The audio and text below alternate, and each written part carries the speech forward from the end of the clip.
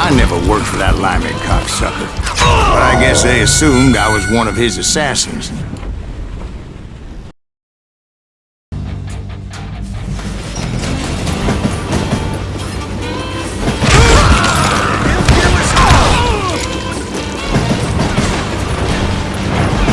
Shoot that stupid son of a bitch!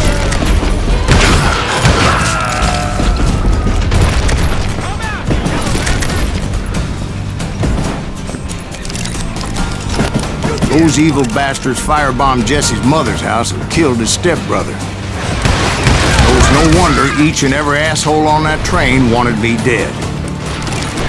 Everybody's always mistaking you for somebody else, aren't they? Why is that, I wonder? Don't rightly know, Jack. I'm just telling you how I remember it.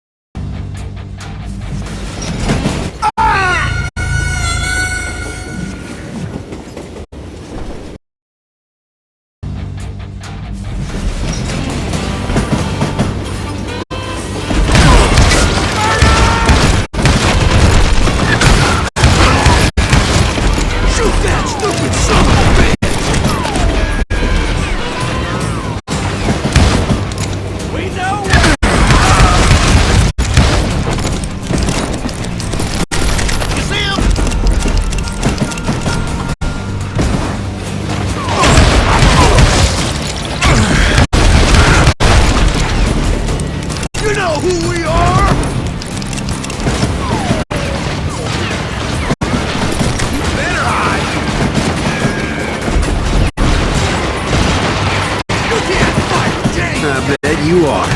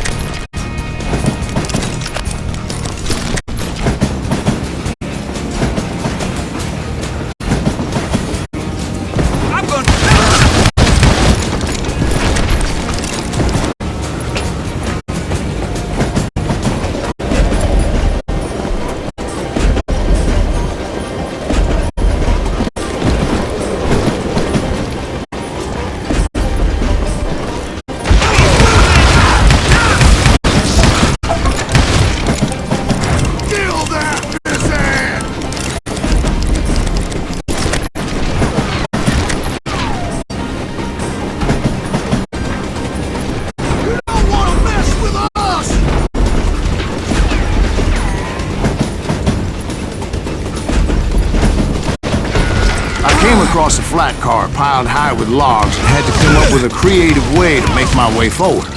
You hear me?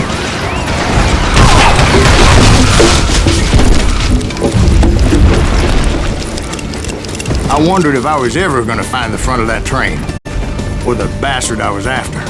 Jesse hired a damn army after Northfield. Guess he didn't want to be outgunned like that ever again. Right about then, I was attacked by some asshole on a Gatling gun. Yeah, seems like you run into a lot of them. Asshole? Gatling guns. Yes, I did. Now, I don't remember how I took it out. It was either a bullet or dynamite. Where would you find dynamite? Does it really matter, Jack? You're messing with the flow of the story here.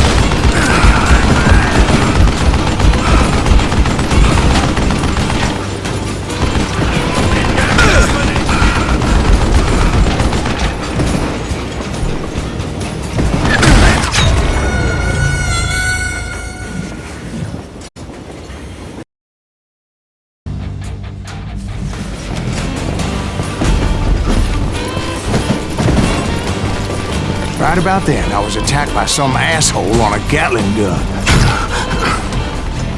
Yeah, seems like you run into a lot of them. Asshole? Gatling guns. Yes, I did.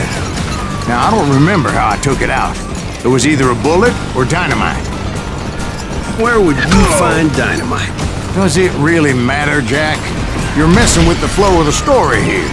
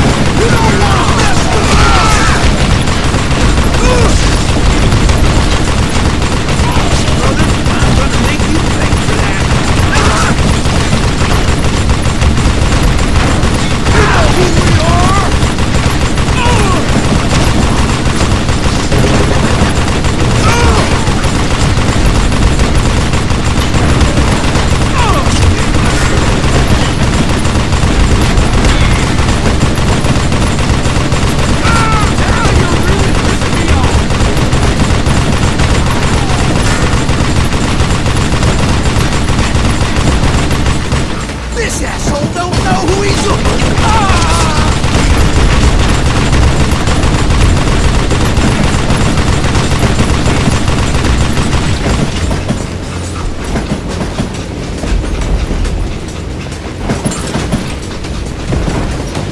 You just met your match.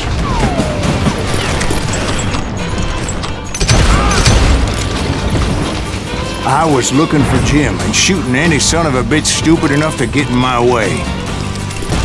And that included Jesse James himself.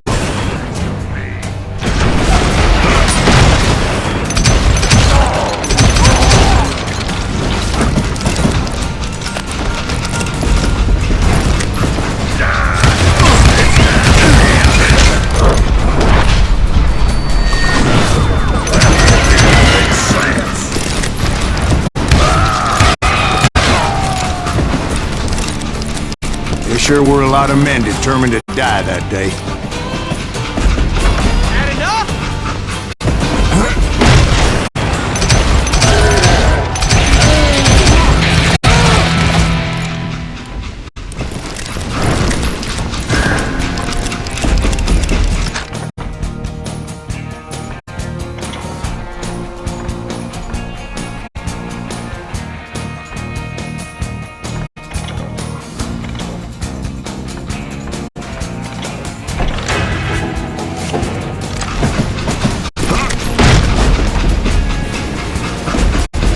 It was then that Jesse detached the express car from the rest of the damn train. I could see Jesse waiting for me, fixing to kill me so he could get away with all that money. You had a showdown with Jesse James? Of course he didn't. Everybody knows that Jesse was killed by Bob Ford. Yeah, Jesse went out like John Wesley Hardin. Coward shot him in the back of the head. Guess it doesn't matter how far you run, does it, Ben? Your past always catches up with you.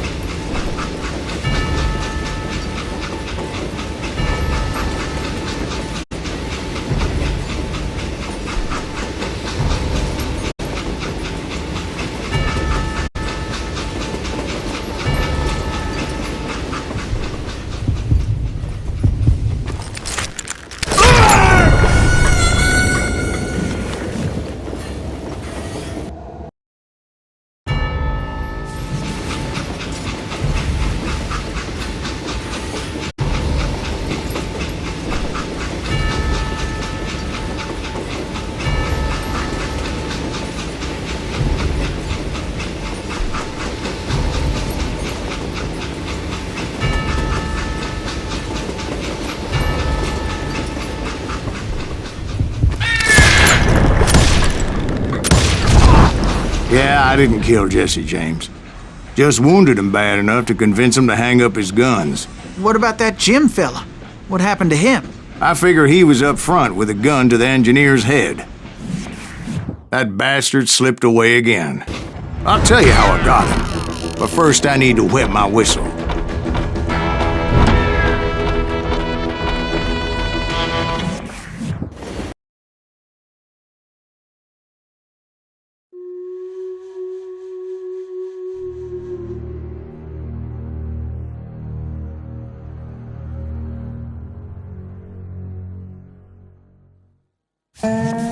After my showdown with Jesse, I continued to track his brother, Frank, and that sumbitch Jim. I followed those bastards into the high mountains as they were going to ground. What mountains would that be? Somewhere in the Ozarks, I believe. The perfect place to hide out from the authorities.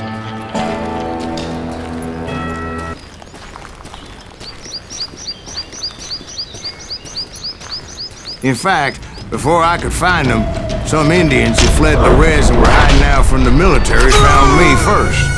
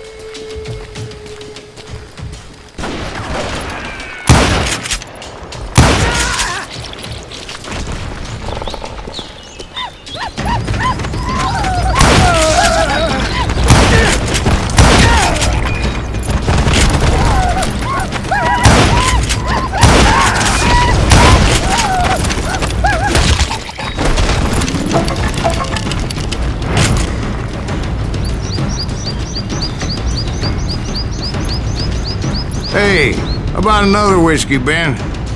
Nothing better to soothe the troubled soul.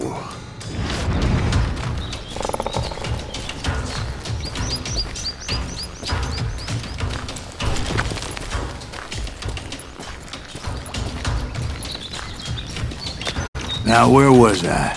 Indians, right. I had more than my share of run-ins with the Red Man. Like that time. Did I tell you about Grey Wolf? Yes, sir. You did. Ah, of course I did. In fact, I can still remember that old medicine man's words. Jesus Christ, we're back to that again.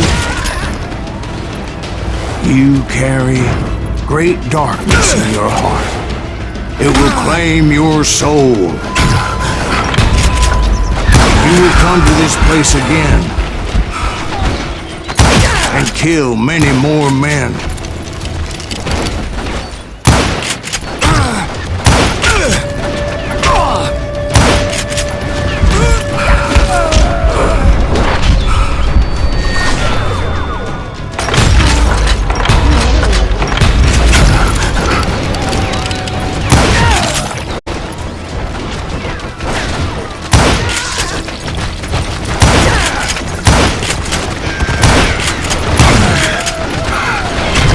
The darkness will grow until it consumes everything you are.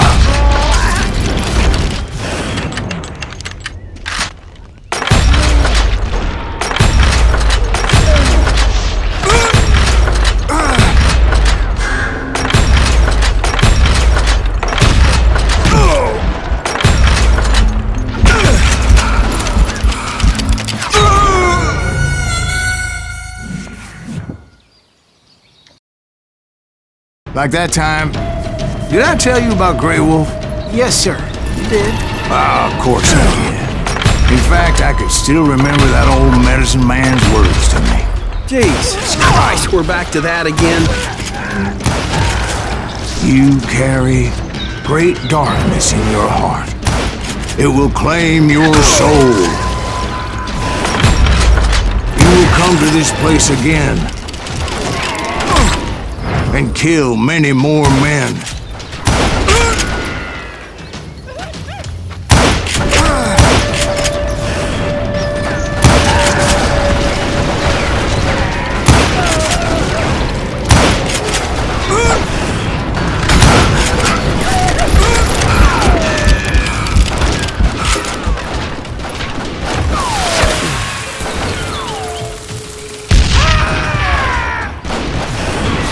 Darkness will grow until it consumes everything you are.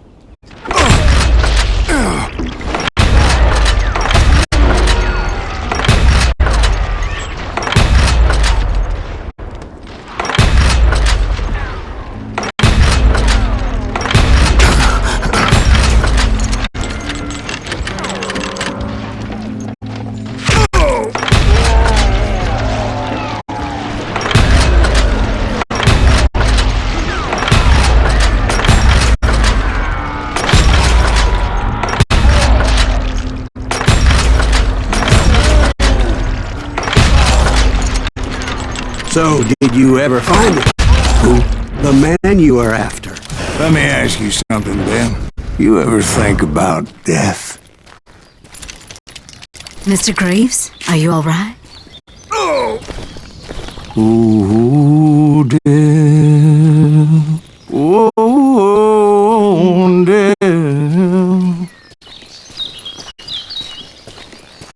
Won't you spare me over till another year? What is this that I can't see with ice cold hands taking hold of me? Well, I am death, none can excel. I'll open the door to heaven or hell. Oh, death, someone would pray. Could you wait to call me another day? Oh, death. Oh, death, won't you spare me over till another year? So, are you gonna answer the question? What question is that? Jim Reed. Did you ever find him? Reed was indeed that son-bitch's surname. That's right, Ben. A despicable character. I remember him laughing like a hyena that cold morning they lynched me and my brothers.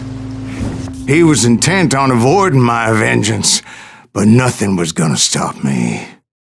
Nothing.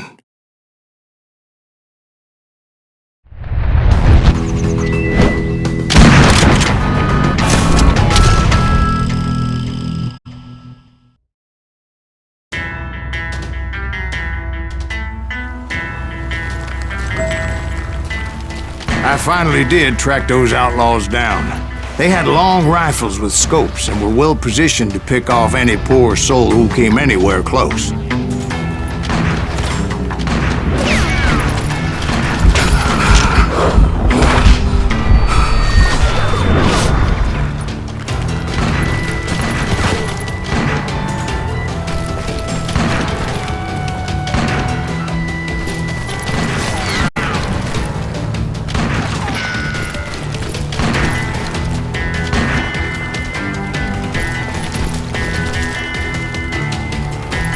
I'm guessing Frank James believed I was responsible for the demise of his brother Jesse. I couldn't really disagree with the man, as I thought Jesse was dead then as well. He backed off as I closed in on him, but he was still intent on killing me. And when I closed in on him again, he backed off again, looking for a better angle on me.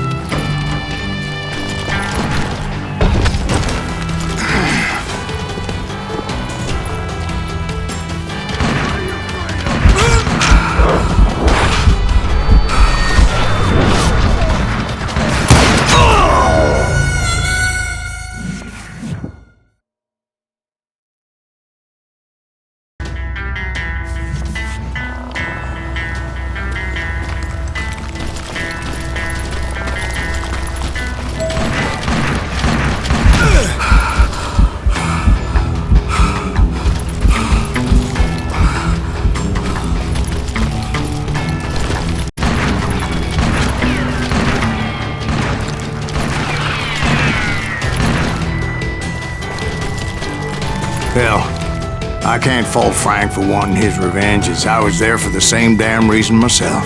At this point, I'm guessing you think Silas Greaves is a worse murderer than Jim Reed ever was. No, sir. A man who spent half his life killing somebody's brothers, fathers, sons. I think you were just looking for justice, sir. Is that what I was looking for, Dwight? Is that what it was?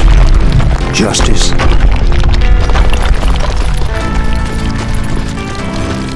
Isn't that why you were hunting the James gang? The James gang.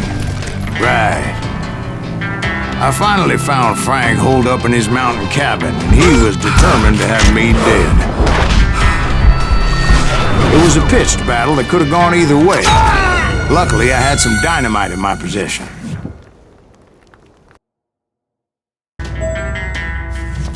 It was a pitched battle that could have gone either way. Luckily, I had some dynamite in my possession. Dynamite. On your person. A few sticks, just in case. It's always good to be prepared. Right. I'm just laying out the facts as I remember them, That son Jack. of a bitch! You're gonna bleed! Take him out! He's just one man! Gonna cut you a new smile! Put him down! Look at him! Die!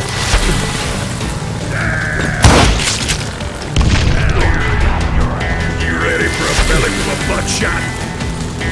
This is gonna hurt! You'll burn in hell, please! A wounded prisoner flies that thing. Death is...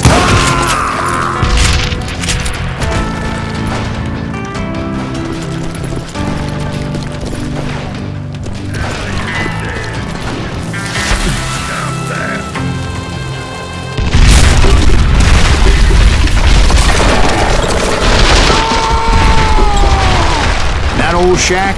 Well, it went tumbling right off that cliff. With Frank James still in it? Yes, sir. But Frank James is still alive, living in Missouri, showing folks around the family farm for 25 cents a tour. I didn't say he died in the fall, now did I?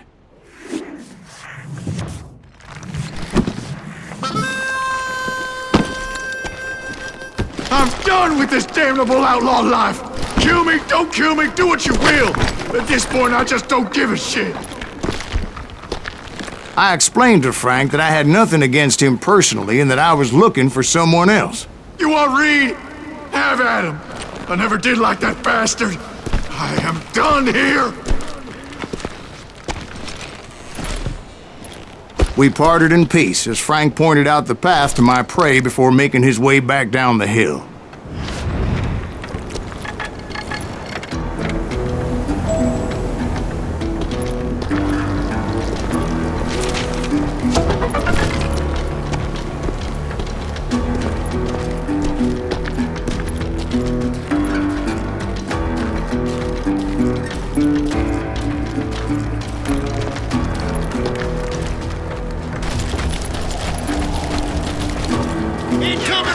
So what happened with Reed? Well, I finally found the last of the gang hiding in a nearby cave. First, I had to dispatch the lookouts, as I was determined not to let that murderer escape my revenge again.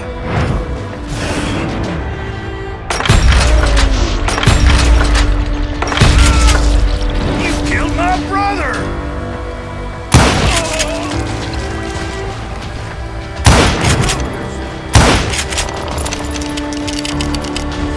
Rather than wander in willy-nilly, I decided it would be better to smoke that sumbitch out. "Hey, Reed!" I shouted. "No wonder you're so ornery. Can't be easy being married to Belle Starr. While you're off providing for the family, she's spreading her legs for every Tom, Dick, and Cole Younger. Not an attractive woman exactly, but very friendly. At least she was to me." Son of a bitch! It was then that the last bunch of bandits jumped out of hiding. Why won't this asshole give up? Would someone please kill him?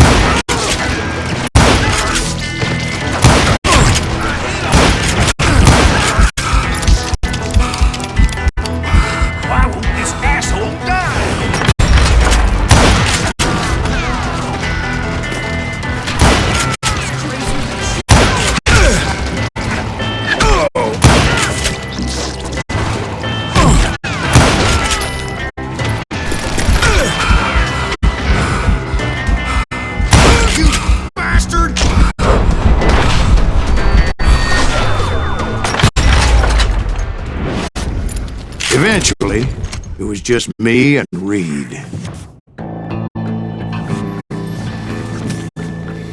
I had waited a long time to face him down, so I could repay him for what he did to my brothers.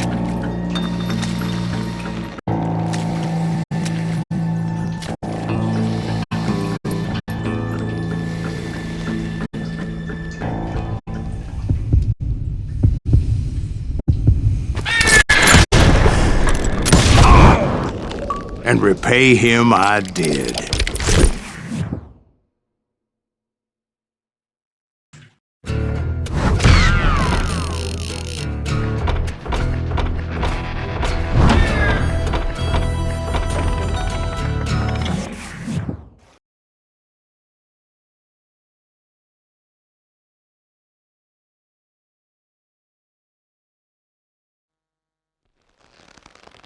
Well, I don't know about you boys, but I'm pretty beat. Well, it's too damn bad you never found that Bob character. Seems a shame he never had to pay. Well, funny thing about that, I did have one more chance at him.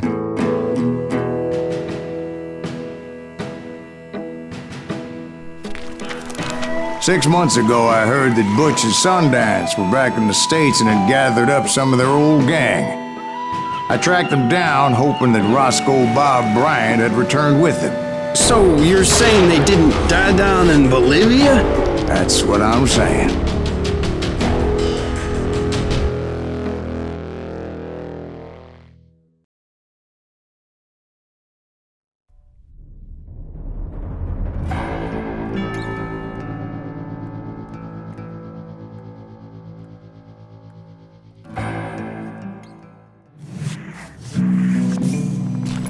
"40 years I had waited to get my hands on the last of my brother's killers. Not even an army of demons could have stopped me now.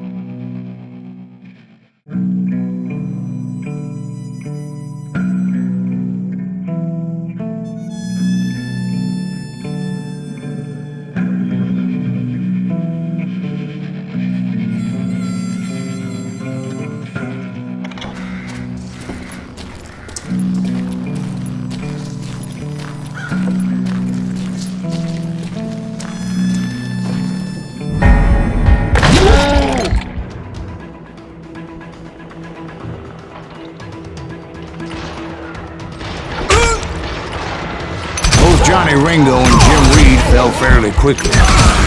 But the last one, Roscoe Bob Bryant, that son of a bitch had managed to escape my vengeance time and time again. I couldn't even be certain I'd recognize him after all those years. By now, he had to be close to 70. For all you know, he could have been dead. That thought had indeed crossed my mind, as did others.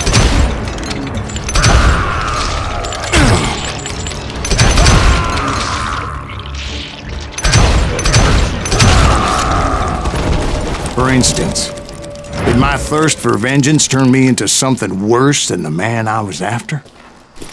By this point in my storied career, I had killed more men than Bob Bryant ever had. I was furious as hell at that bastard for making me who I am. A man with no family, no friends. No purpose except shooting Bob Bryant dead.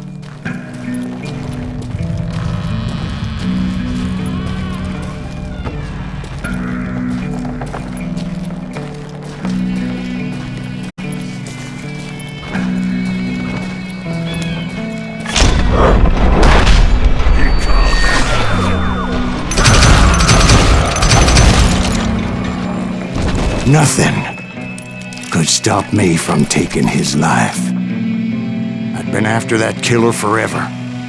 From the time I rode with Billy the Kid. But that chapter of my story you already know. Chapter of that fairy tale, you mean? Suddenly it was 1910. There I was, an old man roaming a ghost town dead almost 2 decades.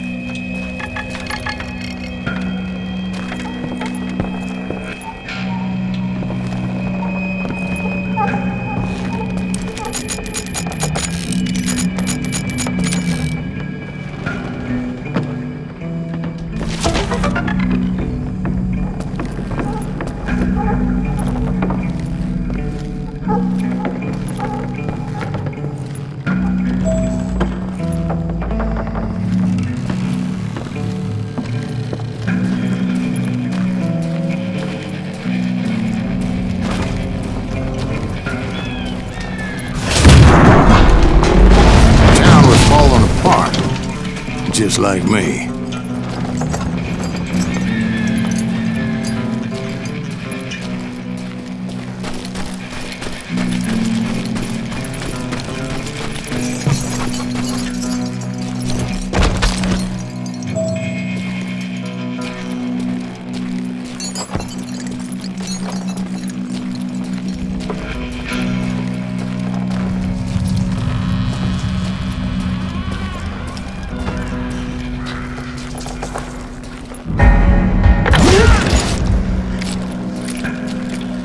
But I wasn't about to call it quits.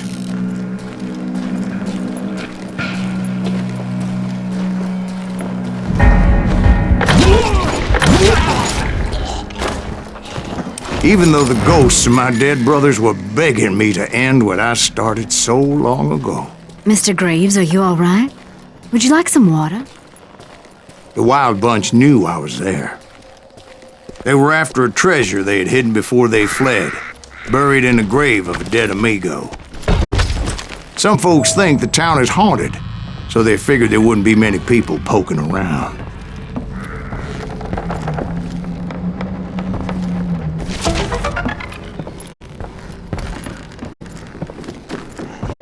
I intended to fill that grave with Bob Bryant's corpse. But like I said, the bandits knew I was on to them. They lured me in and hit me with everything they had.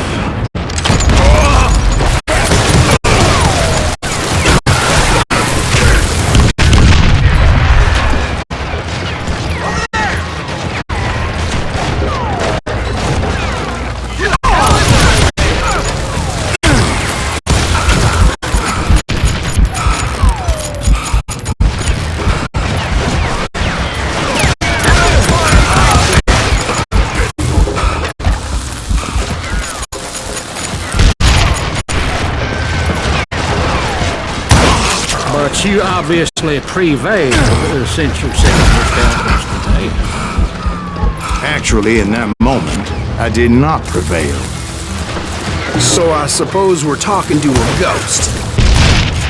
Funny you should put it like that, Jack.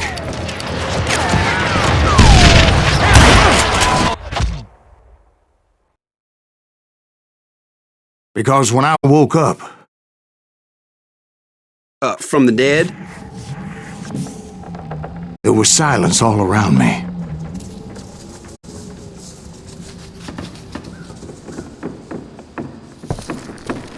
I could swear to God I saw Billy then. Billy who? Billy, the kid. William Bonney. He was shooting at me from a rooftop.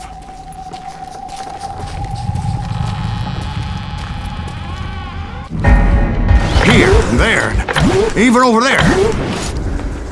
So I am right. You are titched in the head. Mr. Greaves, perhaps we should switch you to coffee? You see that old Indian again, too? No, but I did see Billy's killer. Patrick Floyd Garrett.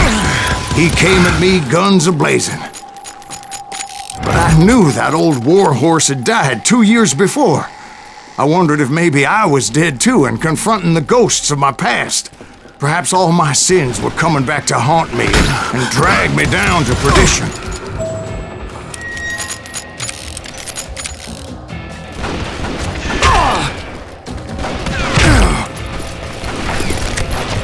I saw Henry Plummer throw dynamite at me.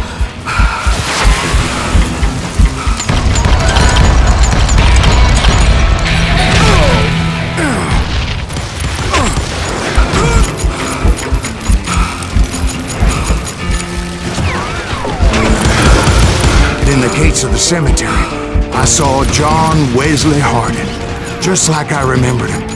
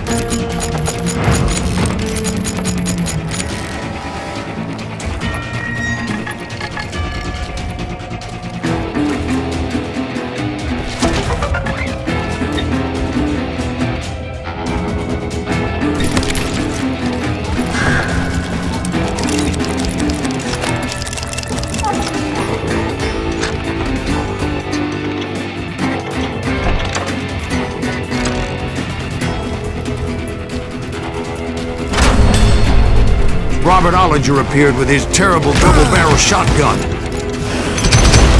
But no ghost army was stopping me. My father-in-law got hit with a fallen branch. He spent the rest of his life talking to dogs. Newman Hayes Clanton, William Brocious, John Peters Ringo, they all wanted me dead.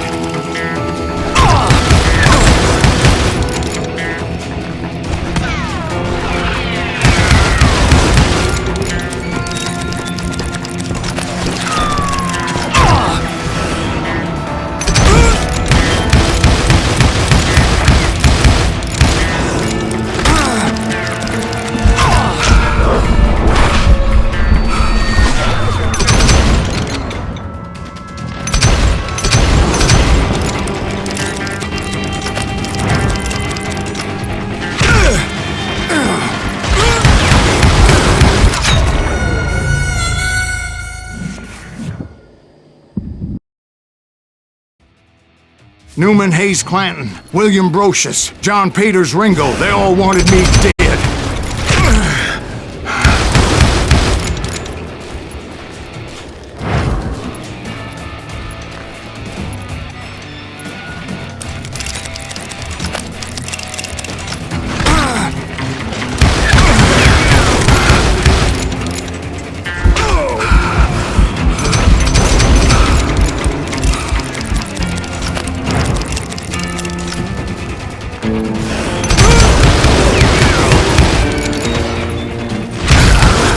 The Dalton brothers, Robert and Grattan, guardians of the Garden of the Dead.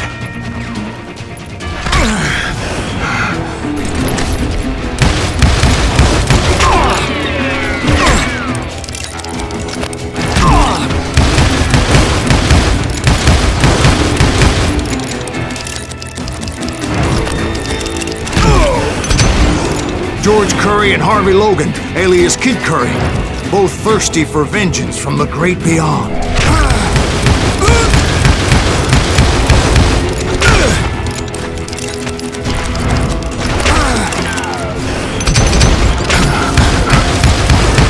Jesse, Woodson, James, and Jim Reed, each one deader than the next. I thought I would go crazy. Thought?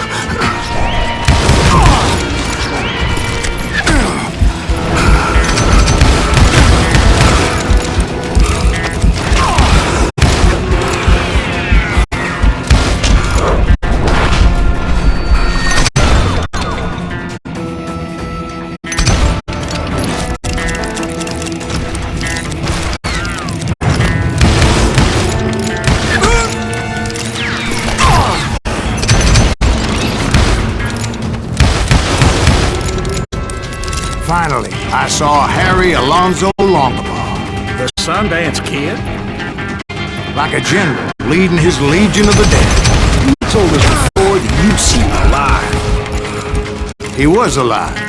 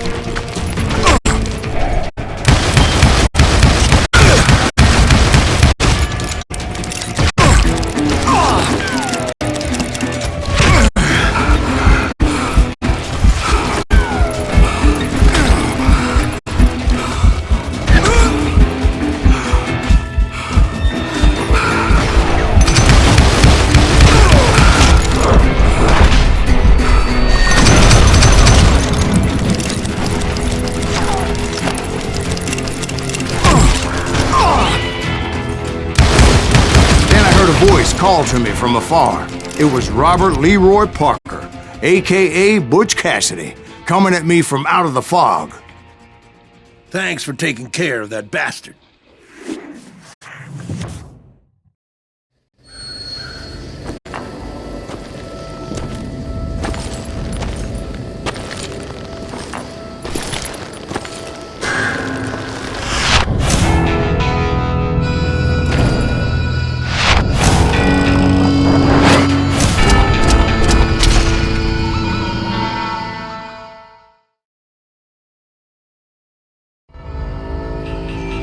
But the kid wasn't quite deceased.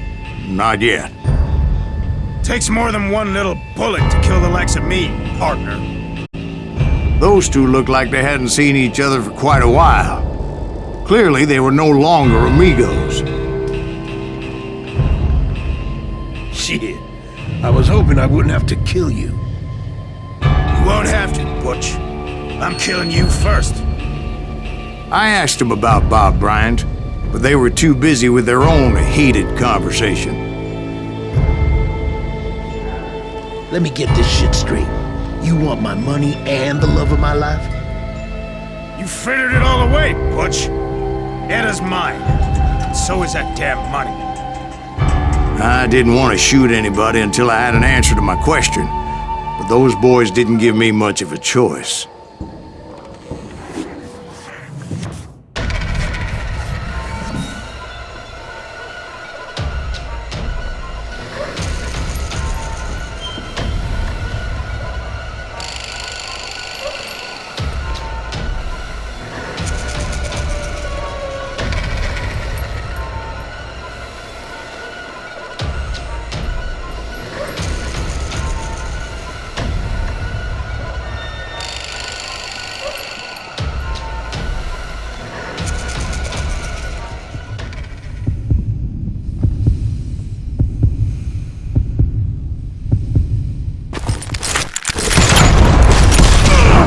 Butch Cassidy and the Sundance Kid died there in that cemetery not 6 months ago.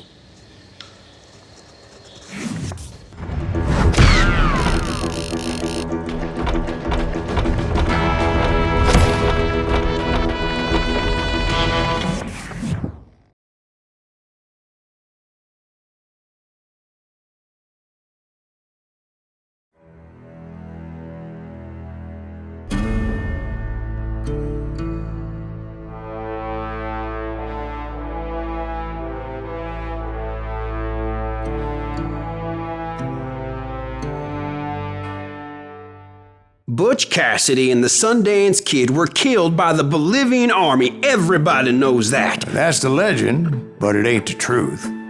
So, you never found Bob? There is no Bob. This old sumbitch ain't even Silas Greaves. Sir, is that true? Have you been pulling our legs this whole time? Well, not the whole time. Oh man, I think you've worn out your welcome here. Maybe you're right, Jack. Maybe it's time to pay. You see, Ben, or should I say Bob, your past always catches up with you. I was a different man back then, crazy. Drinking, I've changed my ways, I swear to you. If I could turn back the clock, But you can't, Bob.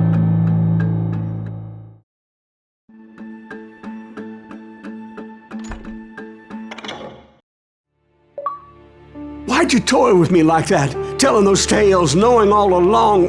Why not just lay your cards on the table? Wanted to suss you out, Bob. See what kind of man you turned out to be. Maybe prod you into drawing on me. See, all those years on your trail turned me into a killer. Can't even remember who I was before you tried to murder me.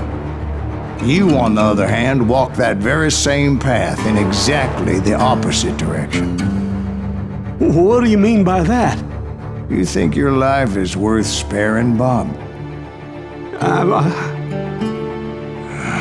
Boy, what's your name again? It's Eisenhower, sir. Dwight Eisenhower. What do you plan to do with your life, Dwight Eisenhower? Tomorrow I'll be leaving for West Point, sir. So, you want to be a soldier? Well, then do it right, son. Don't tear down the world out of anger and spite like I did. You build it up. You do something decent with your life, you hear me? Sir? Yes, sir.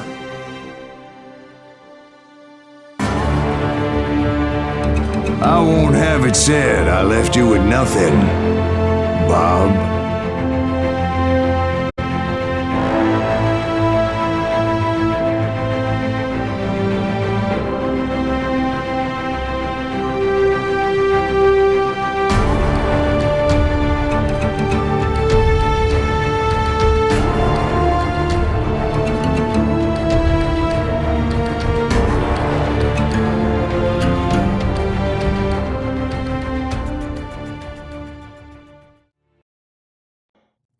Ooh, dear.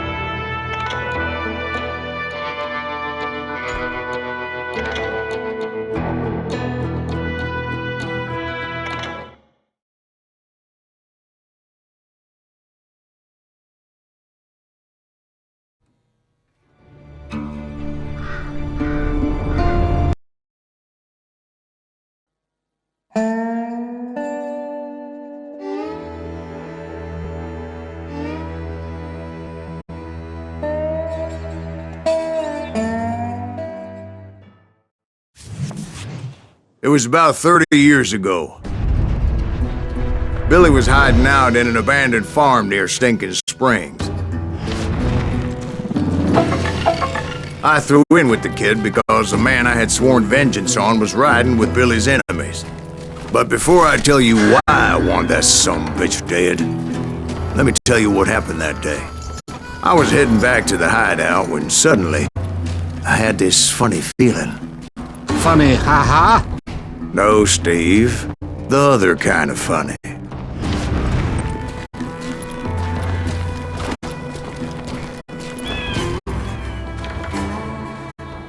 heard Pat.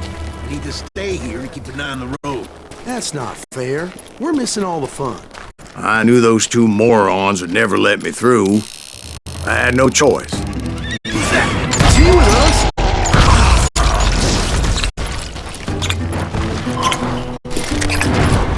Was it Pat Garrett's posse? Oh yeah. I heard the shots and I knew I had to move fast. They're coming from the rear! Garrett and his army of deputies had surrounded the entire homestead. I decided to help Billy and the boys out of there. So that's just what I did.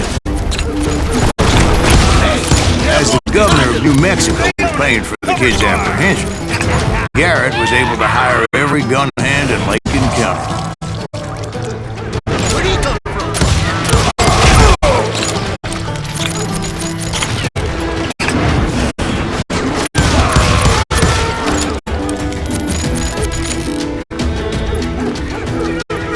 You're done.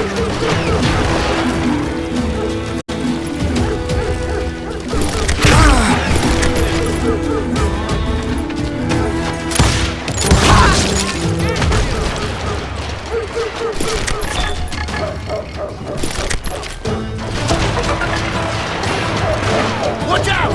He's one of them! God damn it, he's right behind us! Where the hell's Garrett? Garrett's men were running around like a bunch of chickens with their heads cut off. Still, one of them reached the water tower.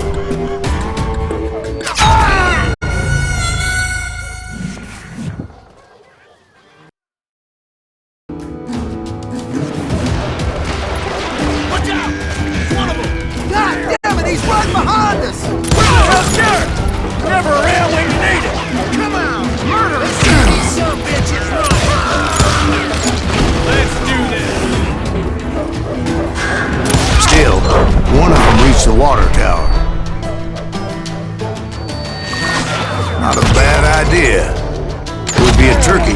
up there.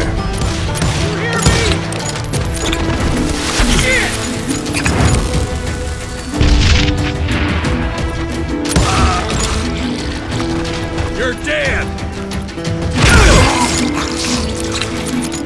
Luckily, these shooters Garrett hired weren't the sharpest tools in the shed.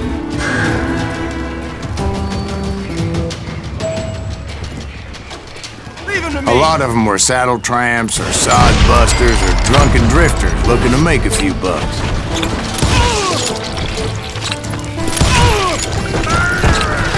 Then, I heard a friendly voice yelling at me from the window. "Back door!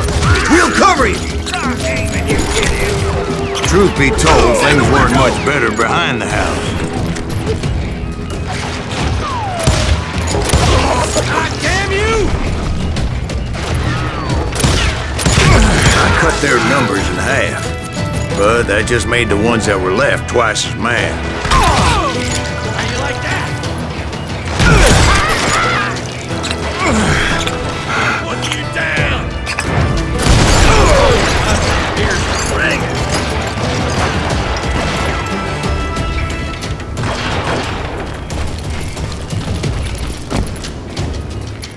Show yourself, coward!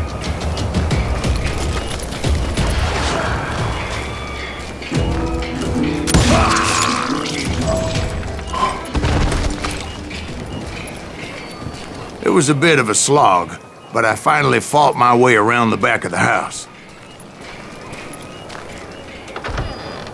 And like that, I was inside, none the worse for wear. I passed Dirty Dave, and upstairs I found Billy and Charlie Bowden. In a trap!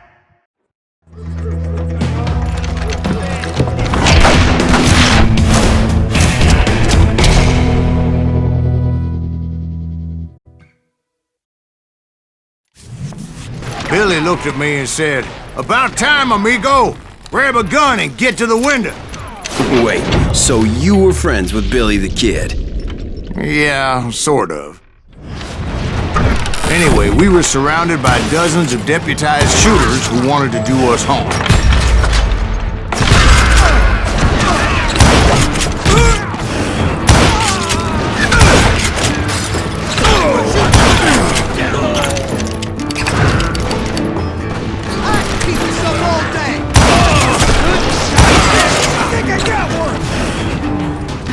Telling you Garrett's men were dropping like flies, but they just kept on coming.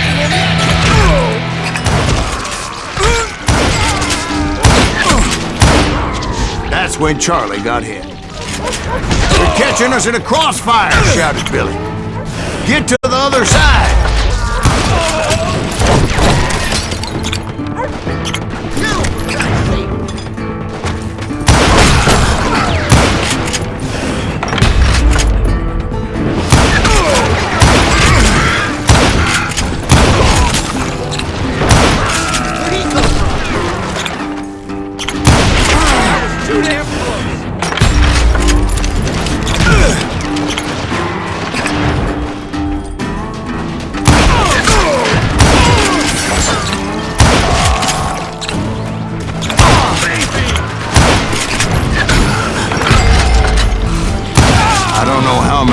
Cocksuckers I personally put down. It was pretty clear, even to Billy, that maybe discretion was the better part of valor. What's that mean? It means that it was time to cut and run. "They got a Gatling!" Billy shouted. "Get the horses and bring them round back. I'll draw their attention." He directed that order at me. I thought, why the hell do I have to do it? Those poor sons of bitches are done! Many would have fled in my place. But I had that false sense of invincibility that many young men have. Like Jack here. What are you saying, old man? Jack, he's just joshing. Yeah, he better be. Mr. Greaves, please continue. Please, call me Silas, ma'am. Now, where was I? You were heading for the barn. I'm gonna scalp your ass! Back castle of fallen foes. Sounds like Garrett hired a whole regiment of hired guns. Yeah, and just when I thought I was done with them, more of these hapless bastards would pop up.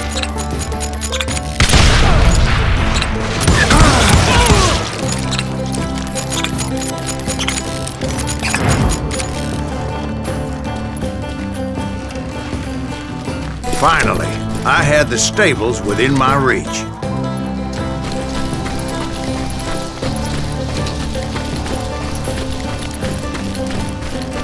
And that's when I met Sheriff Pat Garrett. I read that you went toe-to-toe with him, sir. That backstabbing bastard with that tacked-on tin star.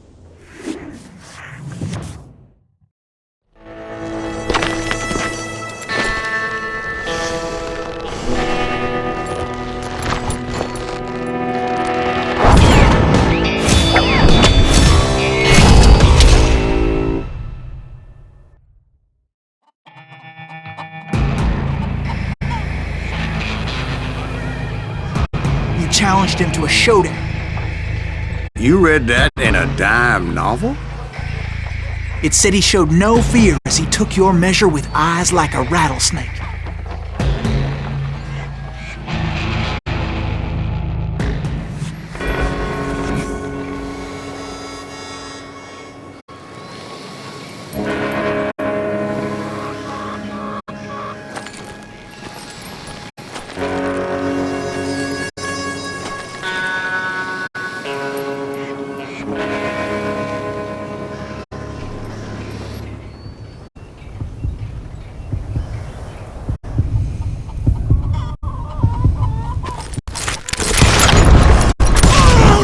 And that you killed him in a fair fight. Is that what that penny dreadful said? No, boy, that ain't what I meant when I said I met Pat Garrett. So let me start again. I finally reached those damn stables.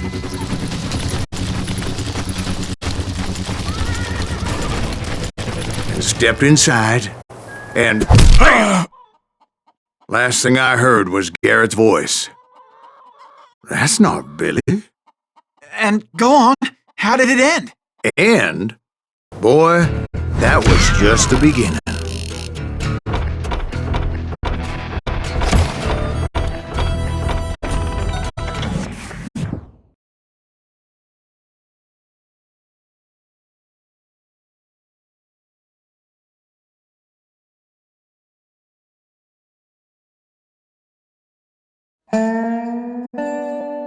So what happened? Did Garrett arrest you?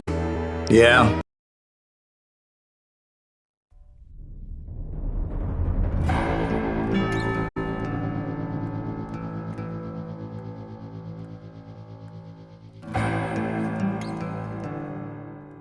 It's important to know that I was only riding with Billy so I could find the bastard I was after.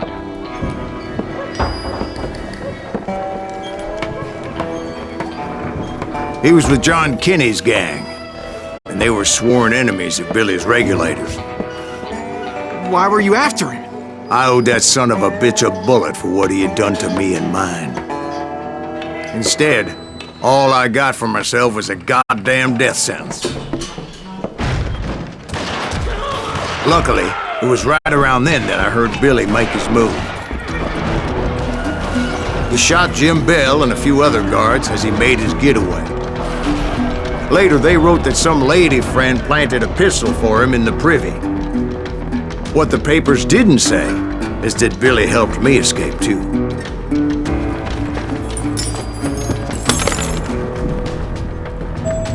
My first order of business was finding a firearm.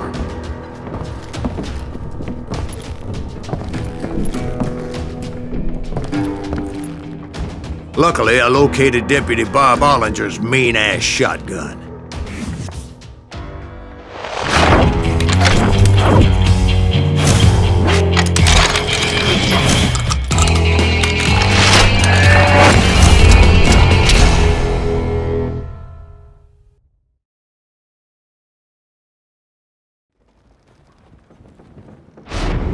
I saw Billy through the window.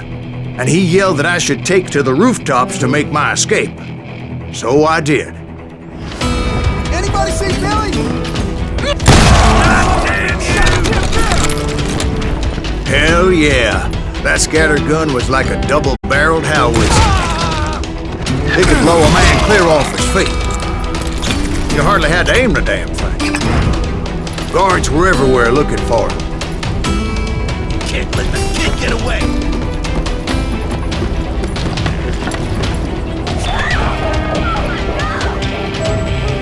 Anybody see him? I had to jump from roof to roof like a damn alley cat. I followed the planks where I could, but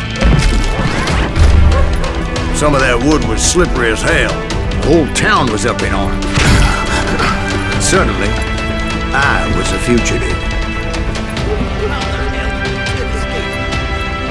Garrett's gonna kick our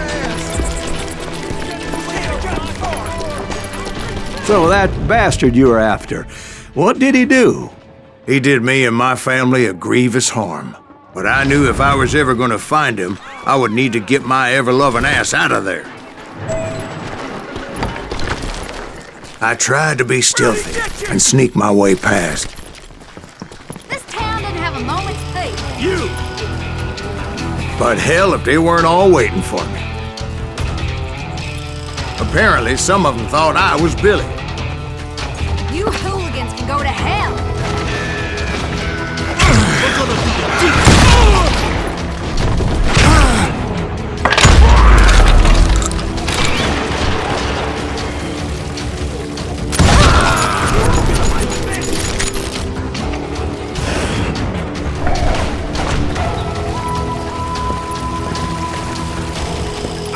He's in town somewhere.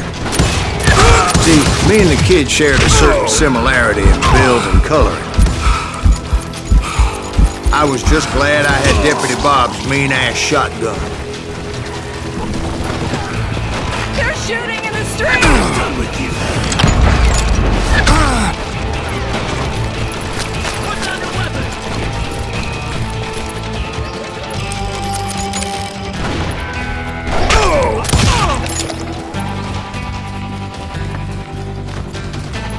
I don't get paid enough for this!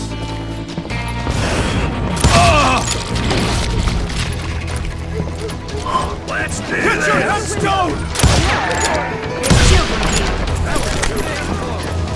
So much lead was whizzing by my head, it was like everyone in Lincoln wanted to put me in the ground. I knew I needed to find a horse. Though I never did have a great fondness for four-legged grass eaters. Smelly, sweaty, ungrateful beasts. We prize them too high, if you ask me.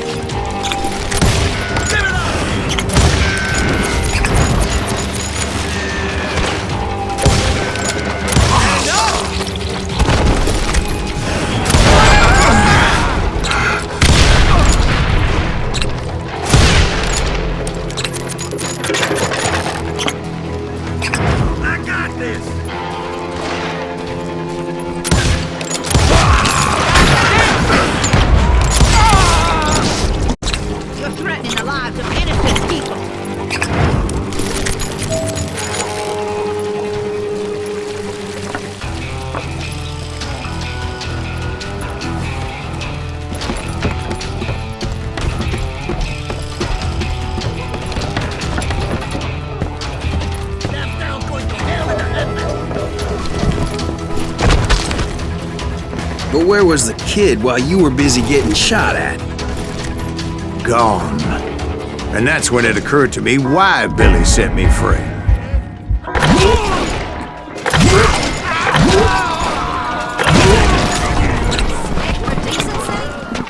So I could be a hapless decoy and draw attention while he snuck out of town.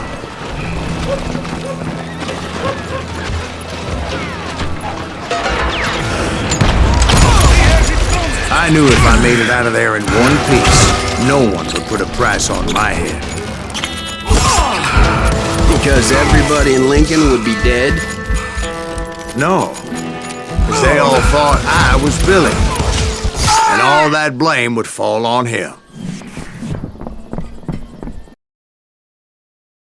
I'm unstoppable. There he is. Oh, now. Look out!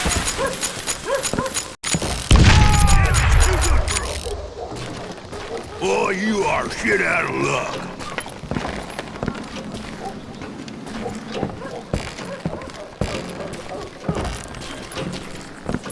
Flank him!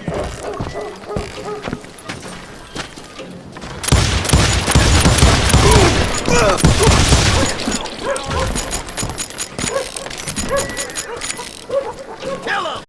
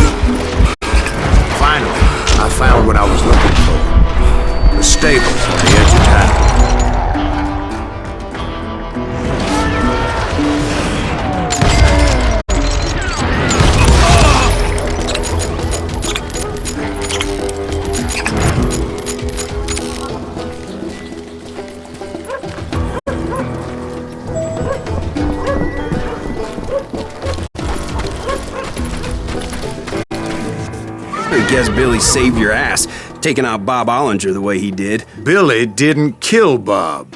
Sure he did. Dispatched him right after he shot Deputy Bell. No, sir. Because Bob came right up behind me, angry as hell that Billy had lit out. "Hello, Bob," I said. "I think you better let me go." And he says, "I don't think so, boy. Not with my shotgun." So we stood there in the middle of the street, eyeball to eyeball. He intended to kill me, and I knew I had no choice but to defend myself.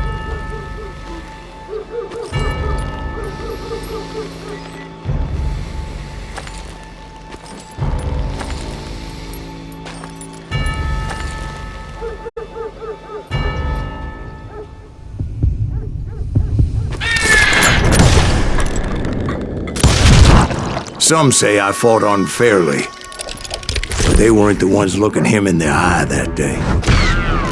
Pat Garrett gunned down Billy 3 months later, so his escape was all for naught anyway.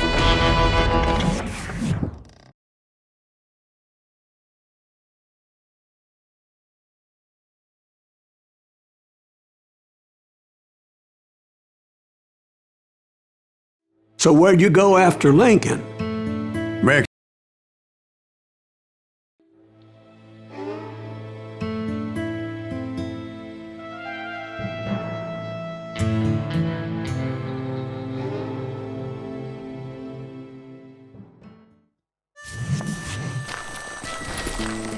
So was the bastard you were after now riding with the cowboys? Roscoe Bob Bryant was his name. Oh. But no, this time it was a different bastard I was after. The aforementioned Mr. Ringo. And yes, he was working for old man Clanton. I came upon them robbing a stagecoach, which wasn't surprising, being they were such murderous thieves and bastards. The bandits wore red scarves, so I knew they worked for the old man. Over there! There! I did my best to help those poor bastards.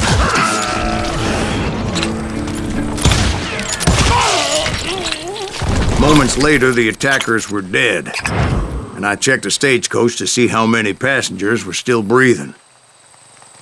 None. It was then I wondered if the rocks weren't hiding more bandits. Was that all of them? Or did I just hit the rear guard?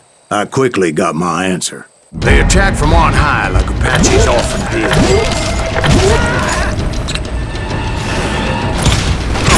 They would appear in great numbers from above and rain down lead on their hapless enemies' heads, making use of the high ground and whatever else they had. Yep, the Apaches always appeared out of nowhere, and there never seemed to be an end to them. Hold on. Were you attacked by Apaches? What happened to the cowboys? Did I say they were Apaches? I said Clanton's cowboys attacked me Apache style. I was in a pitched battle, but I was holding my own against an overwhelming enemy force.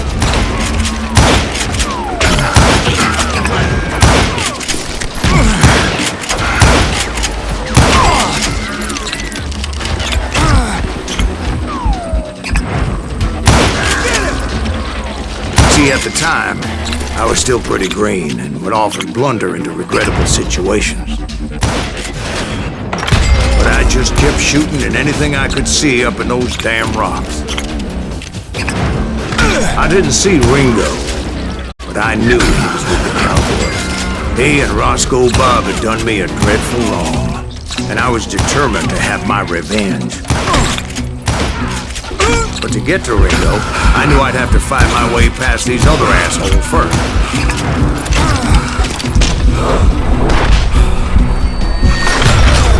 He's getting away! Unfortunately, I was running out of ammo. Another perfect example of my relative inexperience as a hunter of men. I immediately knew that a tactical retreat was called for, as my vengeful fury was much less impressive without the bullets to back it up.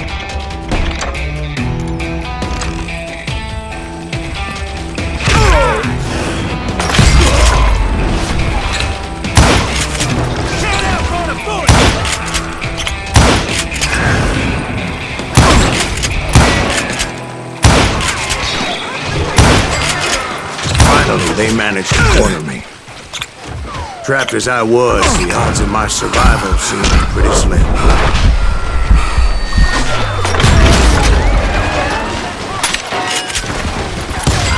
Luckily, serendipity was on my side as I suddenly spotted a way out of my predicament.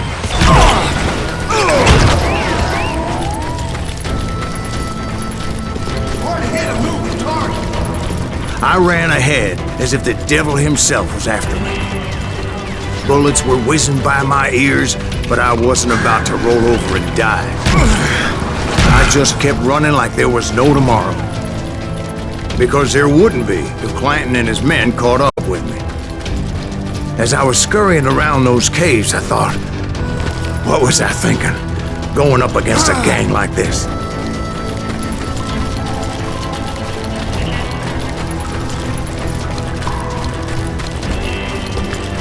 I just kept running, not knowing where the hell I was going. And that's when something miraculous happened. Like manna from heaven, I found the desiccated remains of what looked like an Apache warrior. The old weapon next to him supplied me with some much-needed ammunition.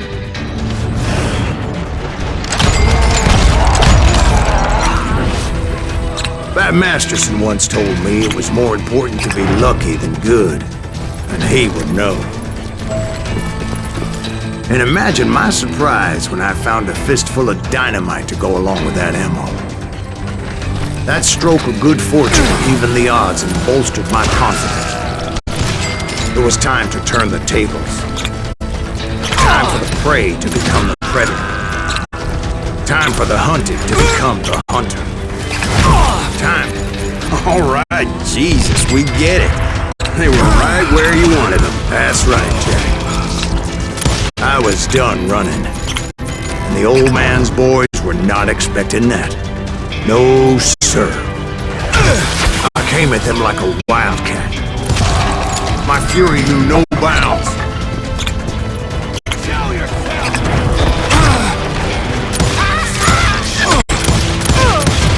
Shoot that old son of a bitch! It was finally time for that old man to pay for his sins.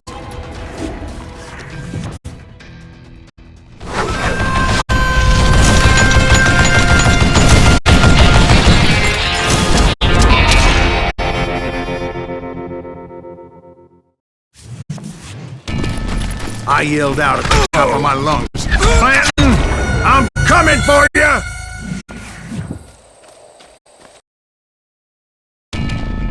But I knew I could not let that deter me. Not if I was to find and kill Ringo. I needed to get that old man off that gun.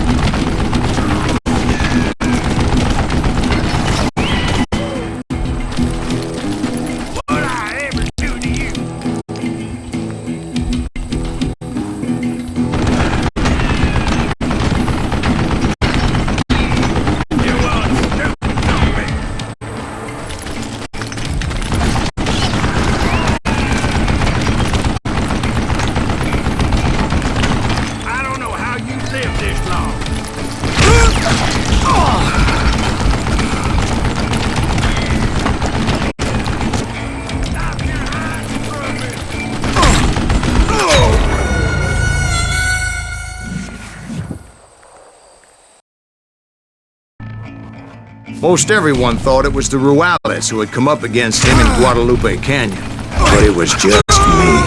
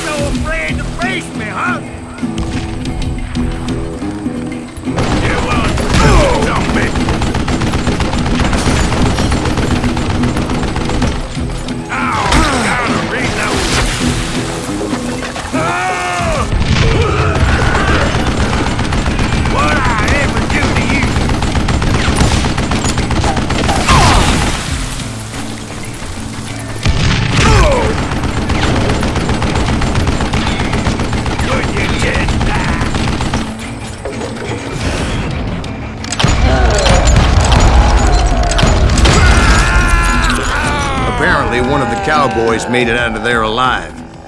and told Ike and Billy Clanton that it wasn't a Mexican who took their father's life that day.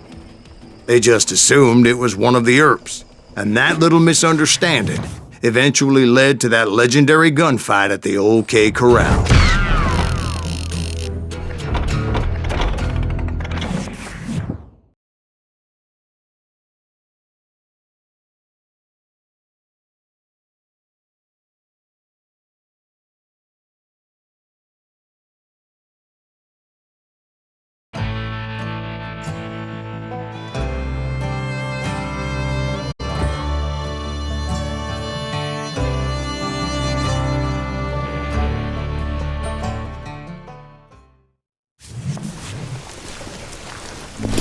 A few weeks after that dust-up at the OK Corral, I was still after Johnny Ringo. I had tracked him and the cowboys to their hideout at a sawmill, and they were loaded for bear. Somebody's coming! So, what exactly did Johnny Ringo do to piss you off? Well, him and that other bastard. Roscoe Bob Bryant? Yep. They both deserve to die, and I promise I'll tell you why. But first I need to tell you about the Cowboys' new boss, Curly Bill Brocious. Earp's coming! Get ready, boys. Damn, he's hard to hit! Curly Bill took charge of the Cowboys upon the old man's demise, and after that gunfight at the OK Corral, the Clantons wanted revenge. So they murdered Morgan Earp and grievously wounded his older brother, Virgil.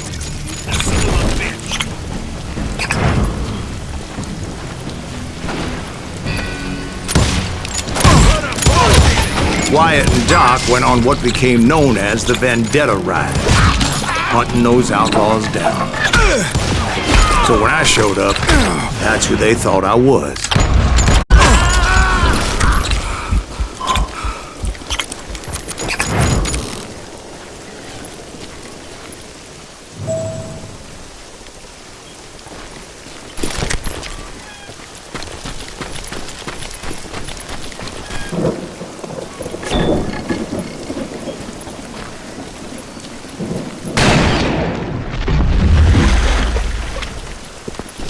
There were killers around every corner, all wearing red bandanas. That's how the Cowboys identified each other, and I was beginning to wish I had one myself.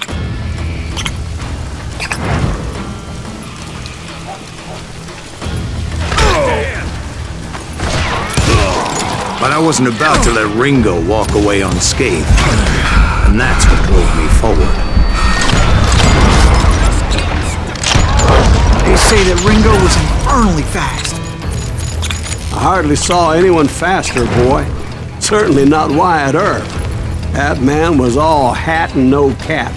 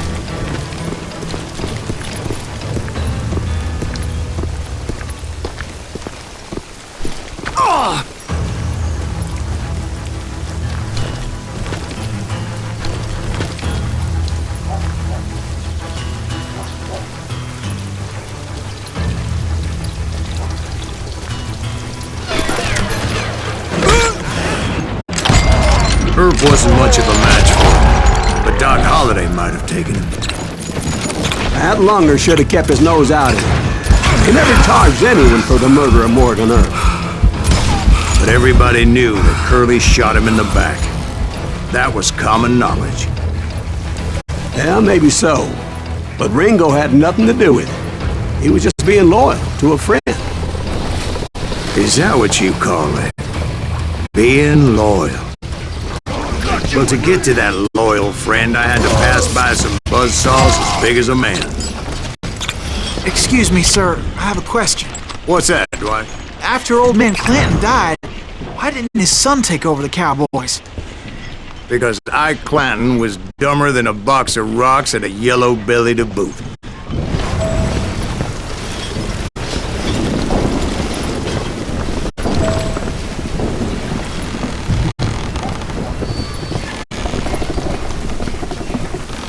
Now, where was I?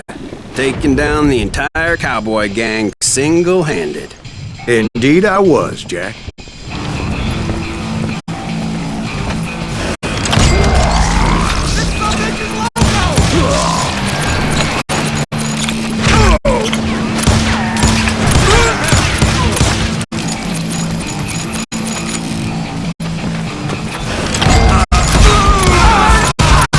Though it wasn't easy, as those boys had good cover.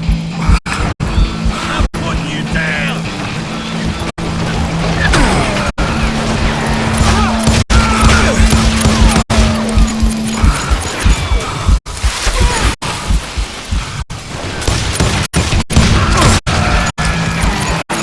Like that sucker!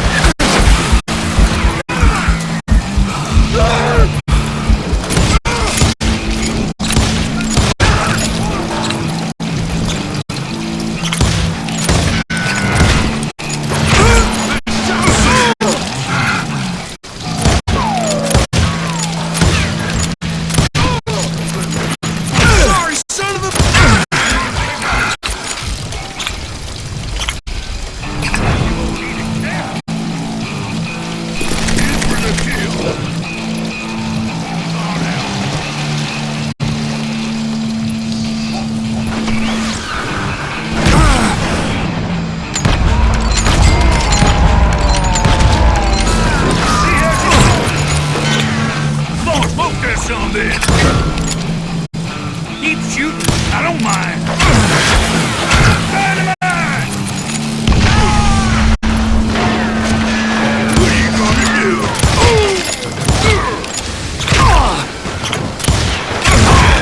There were carts everywhere, piles of lumber, and God knows what else for people to hide behind.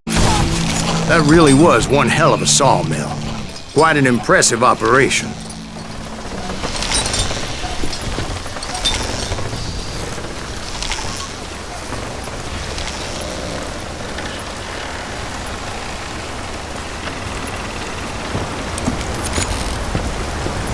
And where was Curly Bill? Did you see him? I'm about to get to that, Ben. Patience. I'm painting a picture here.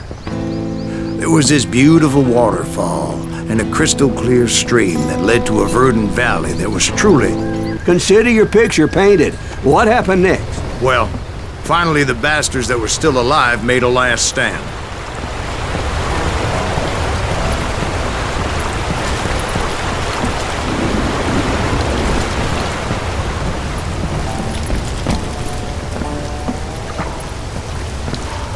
Curly Bill, Johnny Ringo, and his compadres took off into the lumber yard, and I followed after.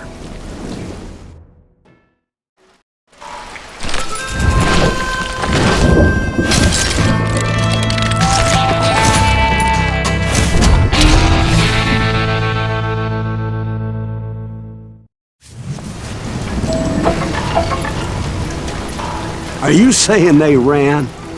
Cowardice was not in Ringo nor Curly Bill's nature. No, sir. I never said they were running scared. They just wanted me out in the open.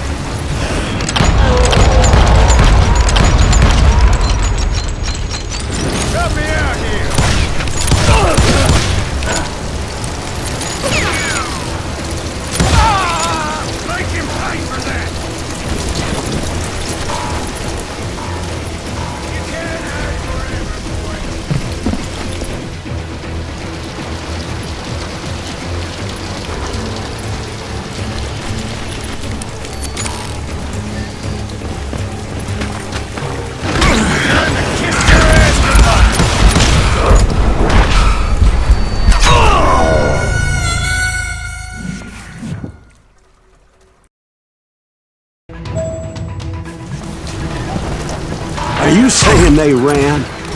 Cowardice was not in Ringo nor Curly Bill's nature. No, sir. I never said they were running scared. They just wanted me out in the open. Time to dance with the devil! You working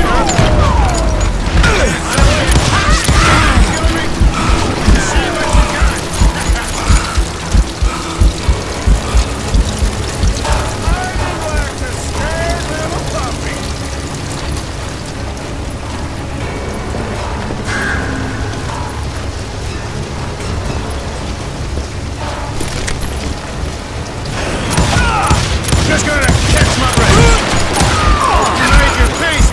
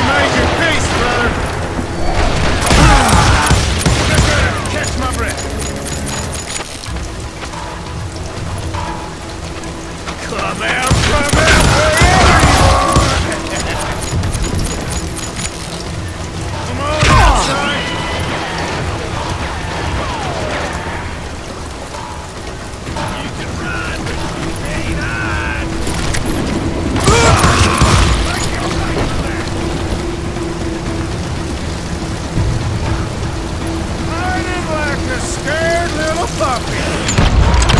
You working quiet, huh? Brocious gave me no choice but to take his life. But Ringo was nowhere to be found. I knew you didn't kill Ringo, because he was found dead in a different location altogether. To this day, his killer is still unknown. Indeed. Took me a few months before I finally tracked his ass to West Turkey Creek Canyon.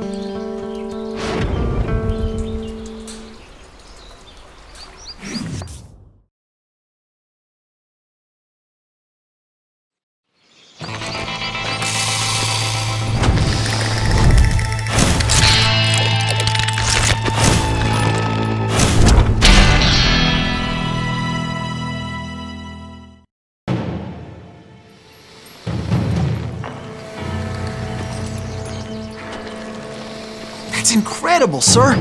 I always thought that Doc Holliday was the one that killed him.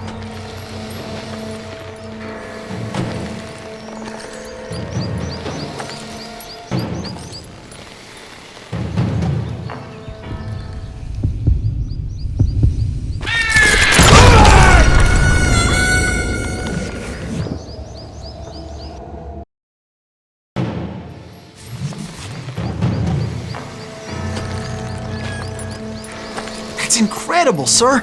I always thought that Doc Holliday was the one that killed him.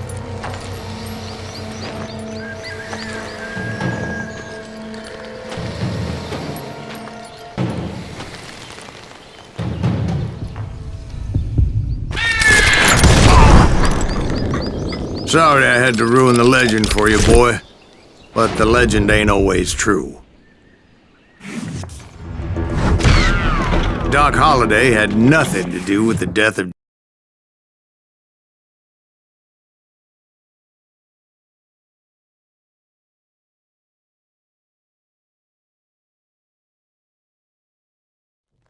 I was paid a healthy bounty for Ringo and Curly Bill.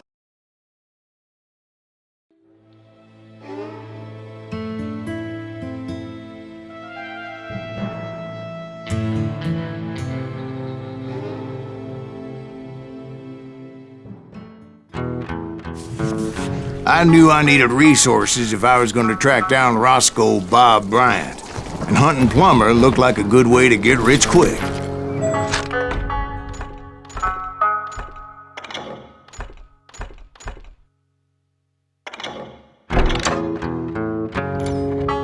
As the local vigilantes exposed him as the leader of the bandits, and put a generous price on his head.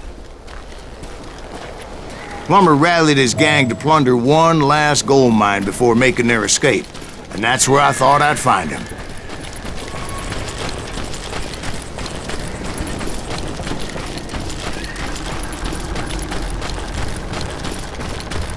It makes me nervous standing so close to all these goddamn barrels of gunpowder. Why would you be nervous?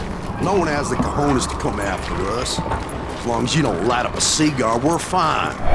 Besides, George is up there on the rocks with that rifle. Yeah? Who the hell is that? As my late father pointed out to me more than once, God made men, but Samuel Colt made them equal. You or me?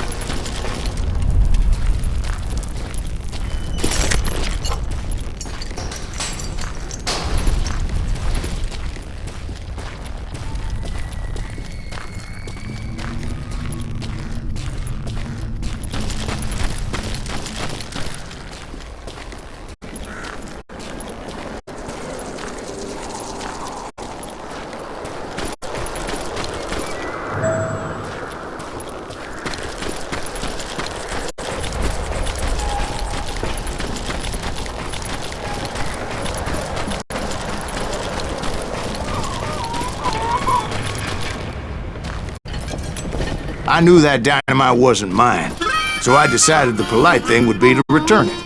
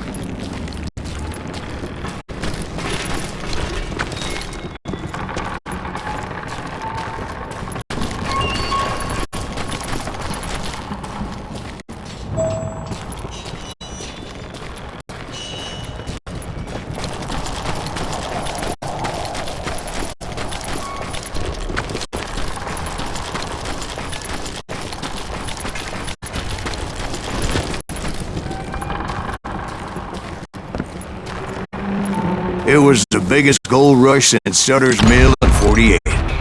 Unfortunately, prospectors weren't the only ones drawn to those riches. There were thieves and killers, robbing travelers and hijacking gold shipments. Like those that ran with Plummer. Some were just regular folks I knew from town, drawn by greed and easy victims. Charlie Crow, the blacksmith. James, who worked in the stable. Sam and Jeremiah Barber, the butcher's sons.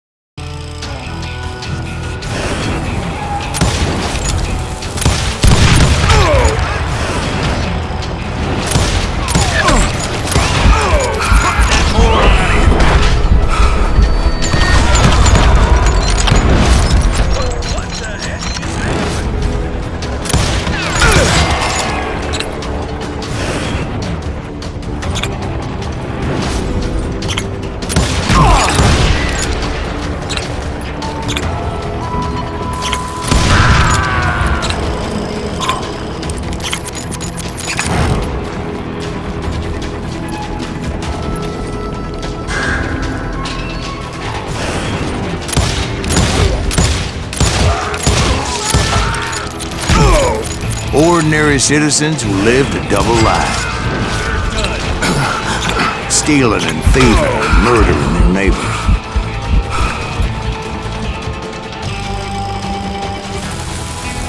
Right here!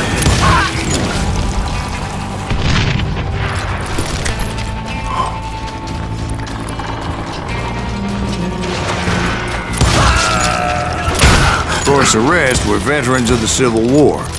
Stone-cold killers trained on the bloody fields of Shiloh and Antietam. Plummer had a lot of men on his payroll. A hell of a lot.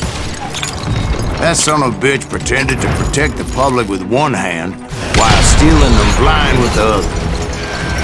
He set up a defensive perimeter which I had no idea how to breach. What's that asshole dead? Dangerous, desperate individual. I was outnumbered and in way over my head, but I was too damn stubborn and stupid to realize it. They must have thought I was touched, or had some kind of death wish, seeing as there were barrels of gunpowder everywhere. One stray bullet, one stray spark, and I'd be blown to hell and gone. I thought I was some kind of hero.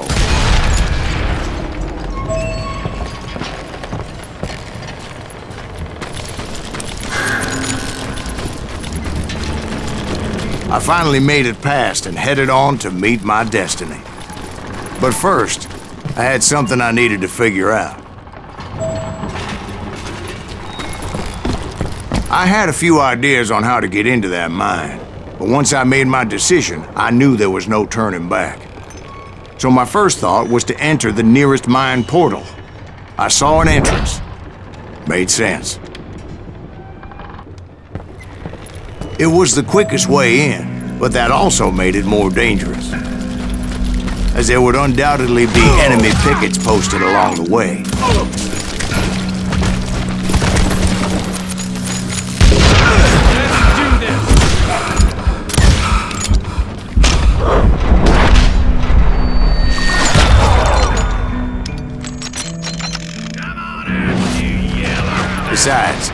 Once you enter a mine like that, it's easy to get all turned around.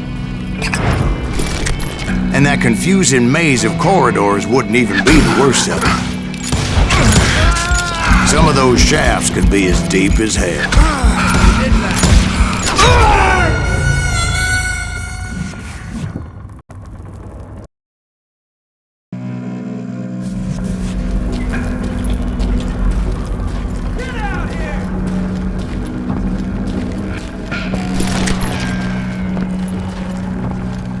This some bitch is pissing me off.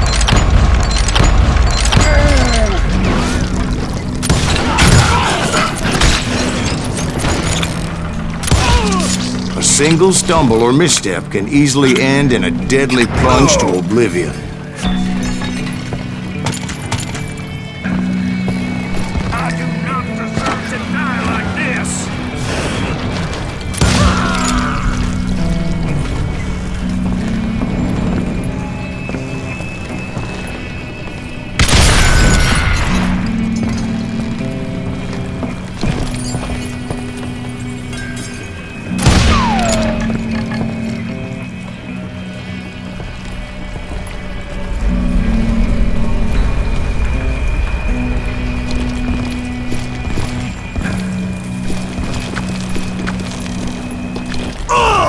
This is why I do not like heights.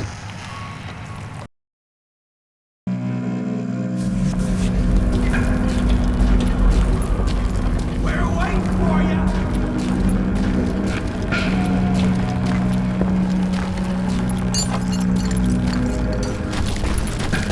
Let's go! I got this.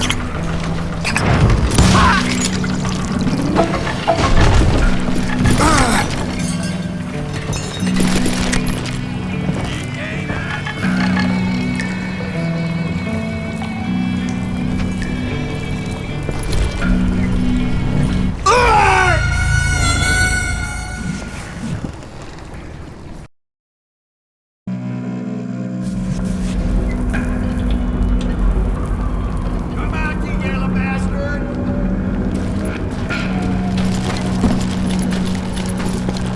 Right out!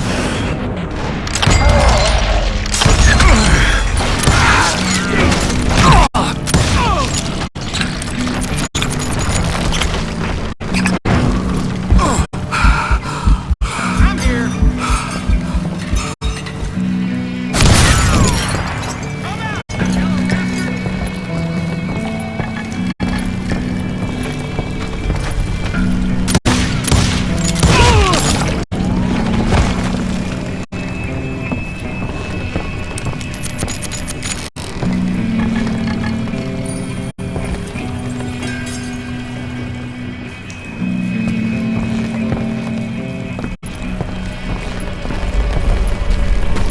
Quick reflexes often make up for a lack of common sense.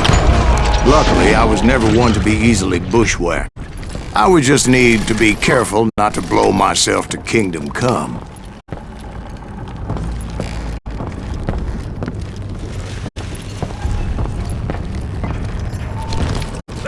With all that gunpowder and dynamite everywhere, a body has to know what he's shooting at. Down a mine shaft.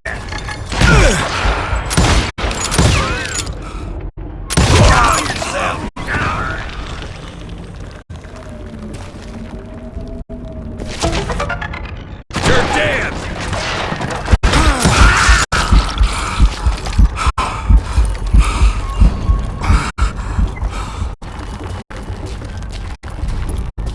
One wrong bullet could have turned that mine into a dead plastic tube.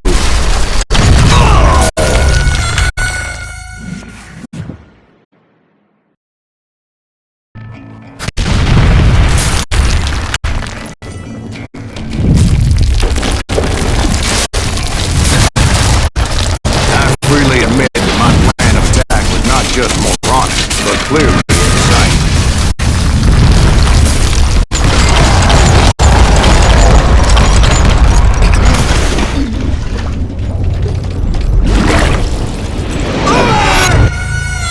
It's a good thing that I abandoned that ridiculous plan before I even tried it. Instead, I spotted a ladder, a way into the mine from the opposite side.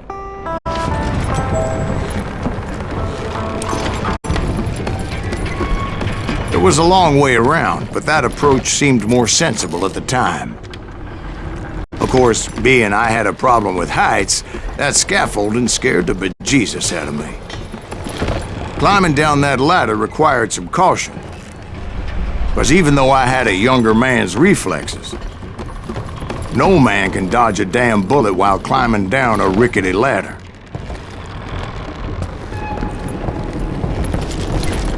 I needed to make a leap of faith. I was determined not to give up, however. That Sheriff Plummer seemed quite the despicable character. When the vigilantes discovered what the sheriff was up to, people were outraged. That 10,000 they put on his head would go a long way to helping me find old Bob. And I had made it my mission to settle that score come hell or high water. But first, I would have to make a choice. Take the elevator or climb the ladder.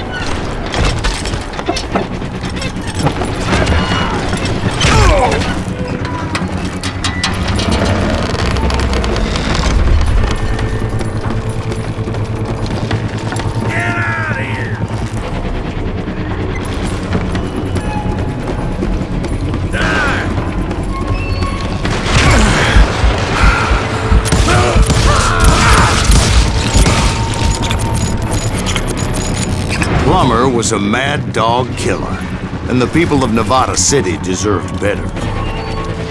Nevada City? Well, I thought Plummer met his maker in Bannock, Montana.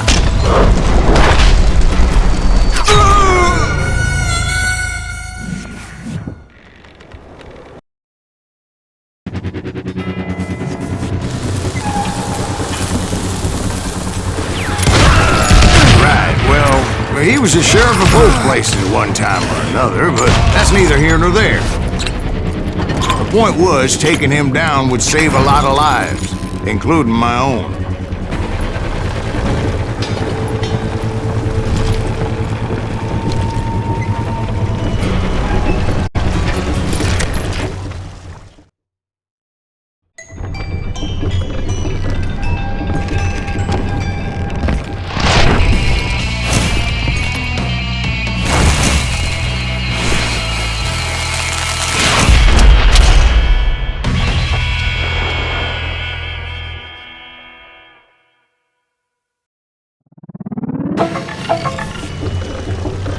Catch this! Son of a bitch! This day is just getting worse and worse for you.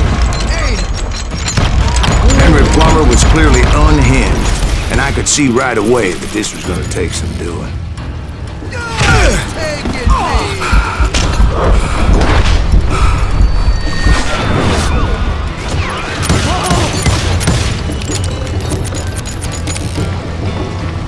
Bastard! You can shoot, but can you aim? No! I need some help here! Come on, boys! Take this cocksucker out! I'll live!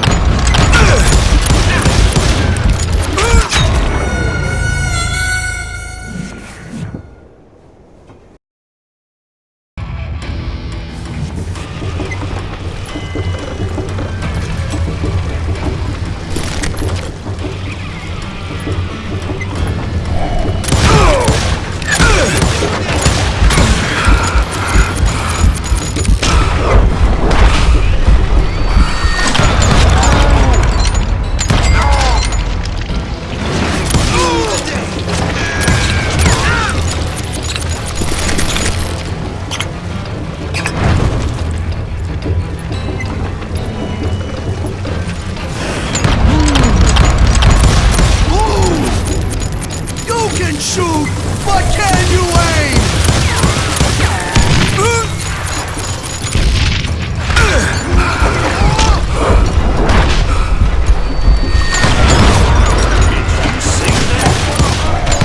I can shoot too!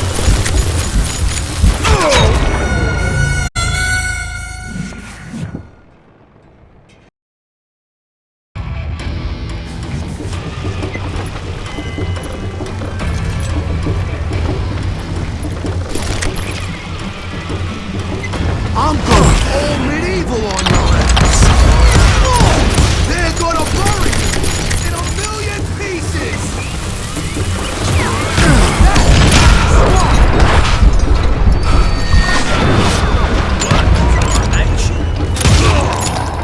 You kill him, or I kill you. Lucky shot.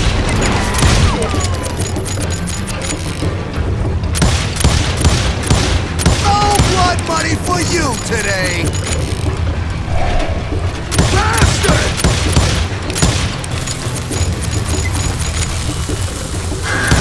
You're taking me!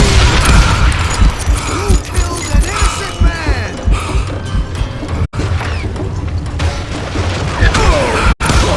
Like that! You can shoot, but can you aim?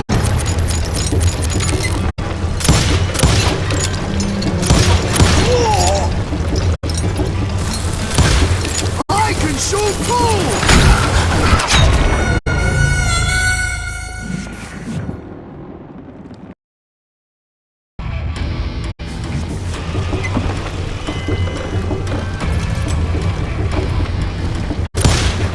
Catch this, you son of a bitch!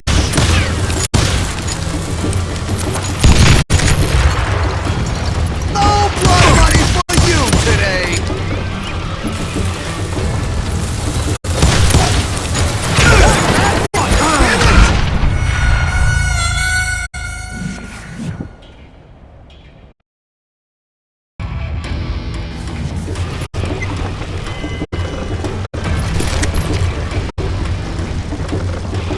Boom! I can shoot too! Why not just give up and die? You ain't taking me! Lucky shot!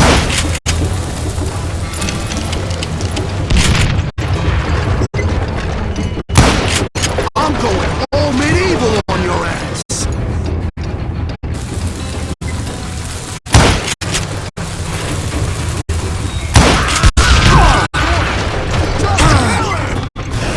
They're gonna need a dustpan to pick you up! You can shoot, but can you aim?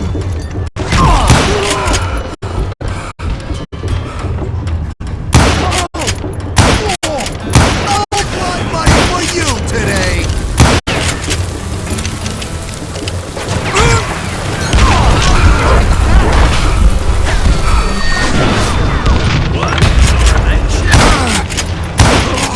He's killed a lot of good men!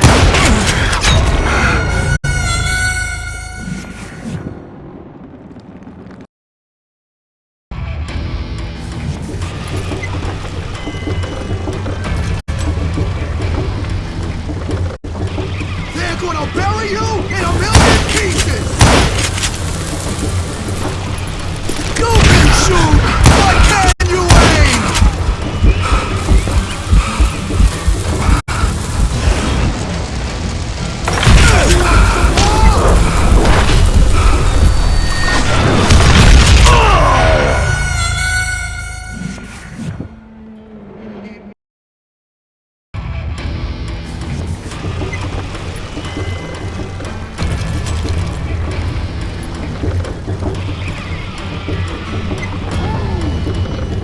You can shoot, but can you aim?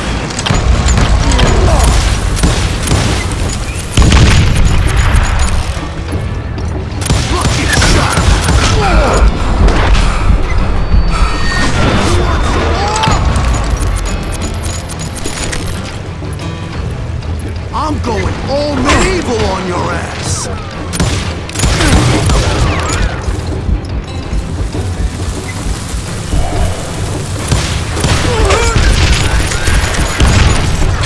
I can shoot too!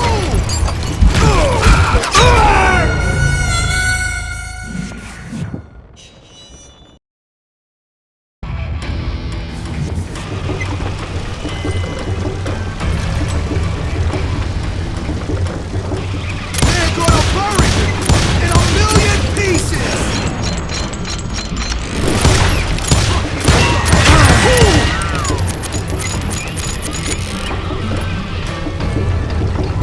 I'm going old medieval on your ass! I'll blow you into next week, boy! Well, that one, didn't you? I can shoot too! Too damn close!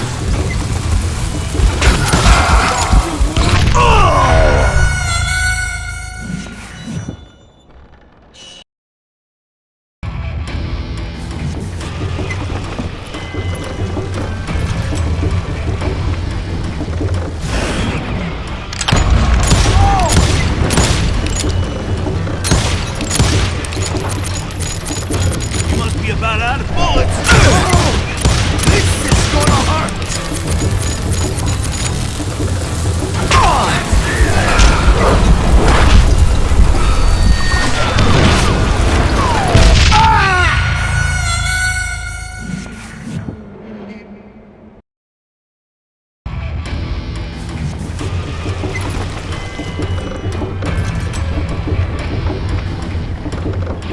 That's this, you son of a bitch!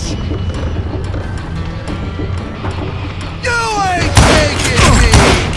I need a dustpan to pick you up!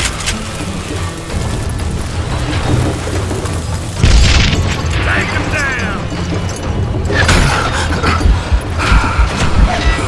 They're gonna bury a million pieces! You can shoot, but can you aim?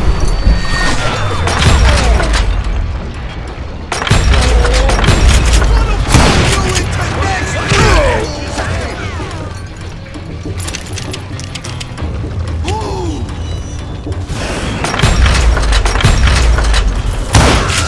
He's killed a lot of good men. I do not deserve to die like this!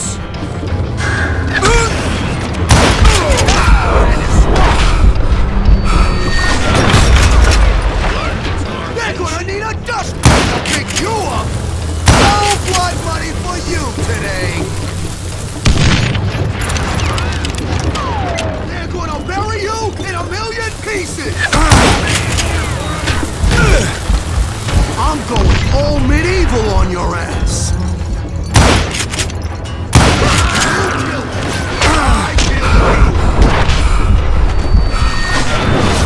They're gonna bury you in a million pieces!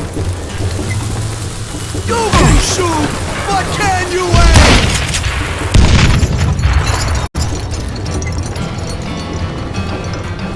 That's this, son of a bitch! You ain't taking me!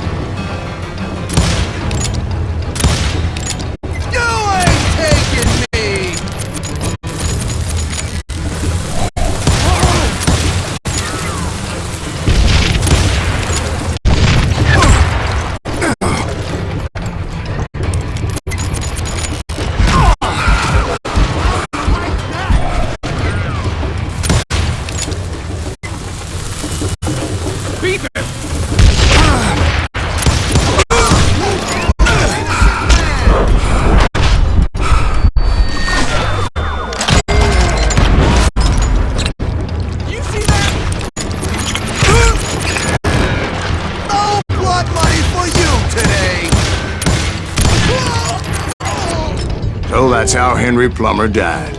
Him and his crew were worth their weight in gold. And now, I was officially a bounty hunter.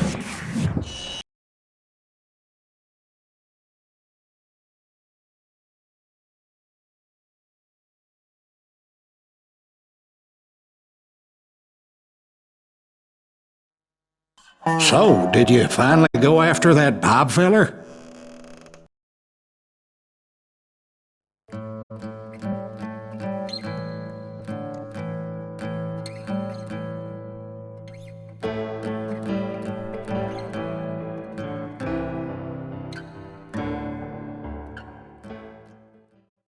I dodged death many a time, and that night in Abilene was no different.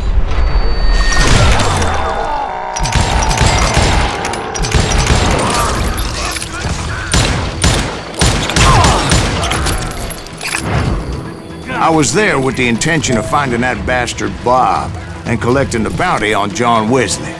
I thought the Texas Rangers got hard.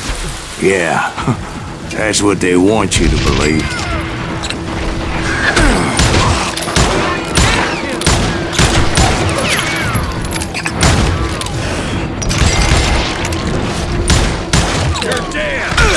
It was cold in a witch's tit and a brass bra that night as I fought my way past his loyal compadres to the very same saloon we're sitting in today.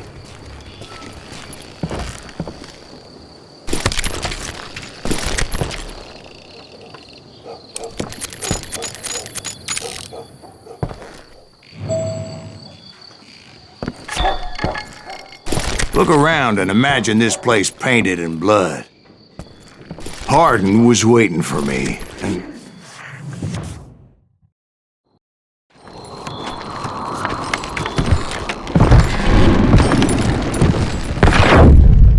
Wait, I'm jumping the gun here.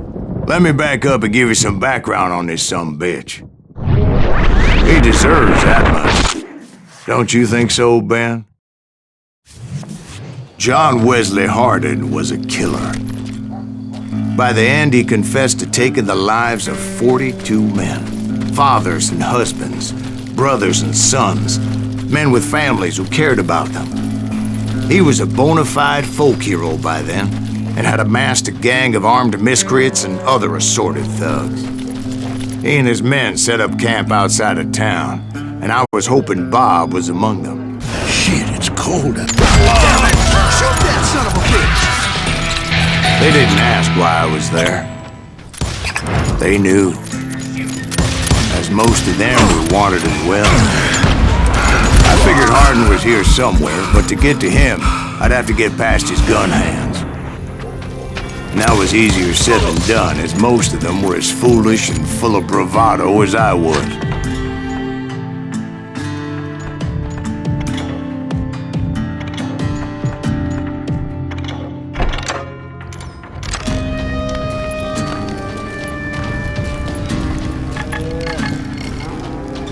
I had to spill a lot of blood to find out Hardin wasn't in that camp.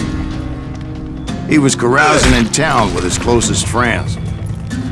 Hardin's boys apparently didn't want me to reach the Bull's Head. Some were hightailing it into town to inform their jefe of my unwelcomed presence.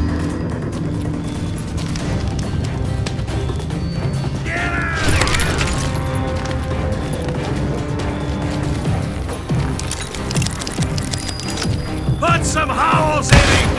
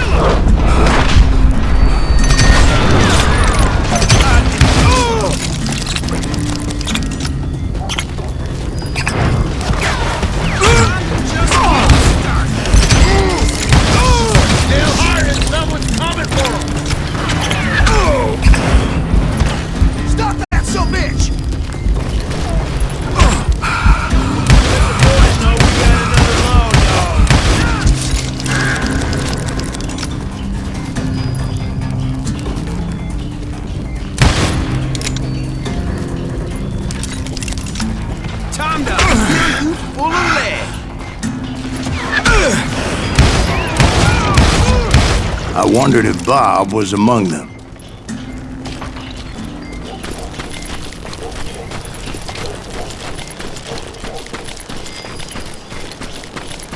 And I steeled myself for the fight ahead. For as good as I was, deep down I wondered if John Wesley wasn't just a little bit better. Before I could test my mettle against Hardin, however, I would first need to dispatch his cadre of hired killers.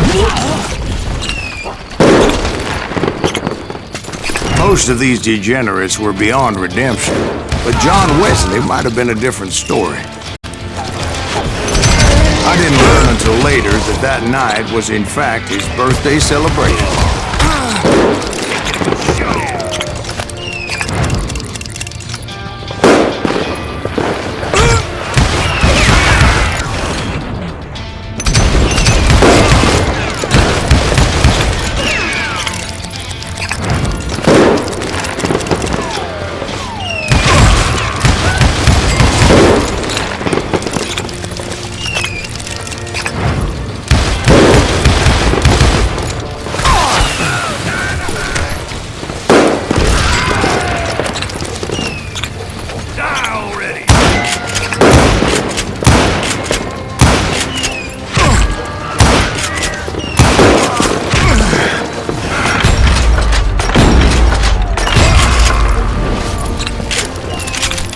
I think I already mentioned that I found Hardin in this very saloon.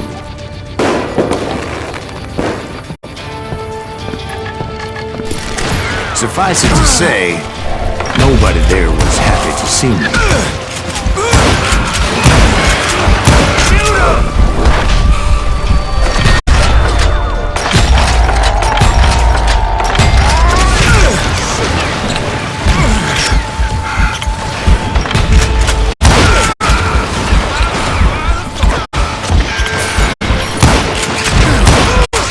In fact, I felt a certain hostility.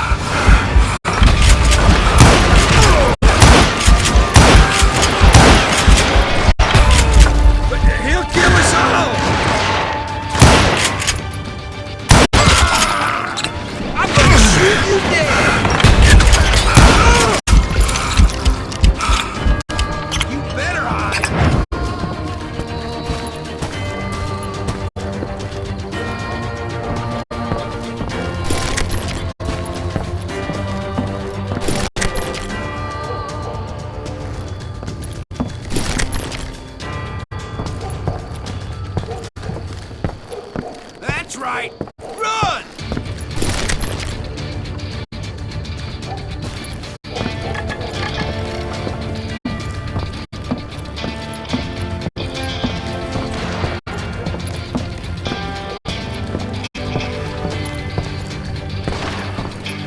Gotcha!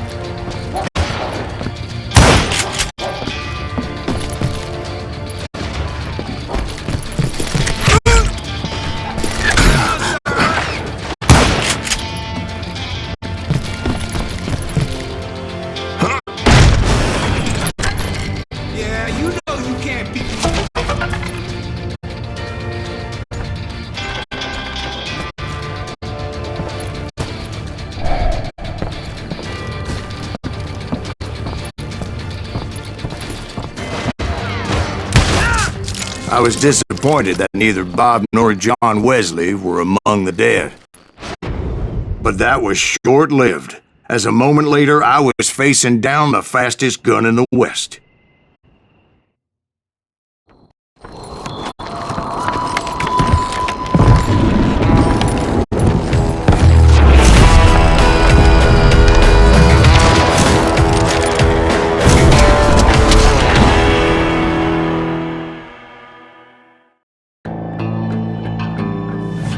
I felt a bolt of adrenaline, or maybe that was fear. He was well known for his tricks, and I knew I'd need my own if I was ever to defeat him.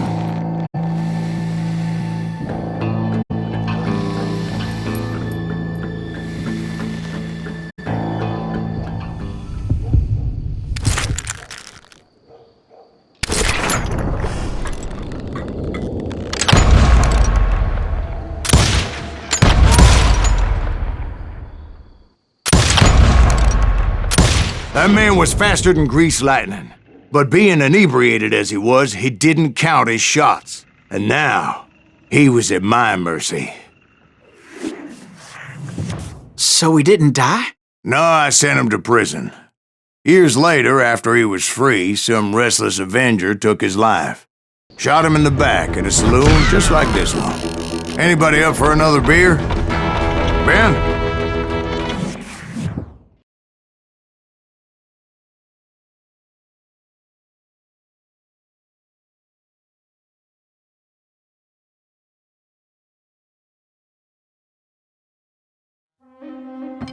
Thank you, darling.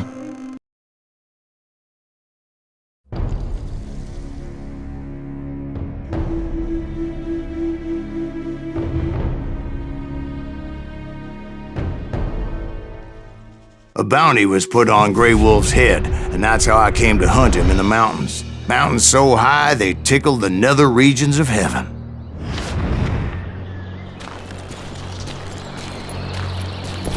Grey Wolf was a Chiricahua Apache medicine man who had led a war party in revenge for a massacre against his people. The U.S. Army had attacked his tribe during his daughter's sacred sunrise ceremony, and the slaughter was unspeakable. I understood his anger, as there's nothing more traumatic than seeing those you love die in a cruel and painful death.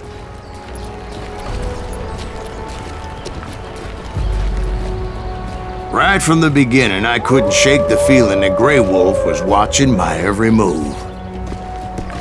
He led a band of young Apache warriors who wanted retribution and were more than willing to die for him.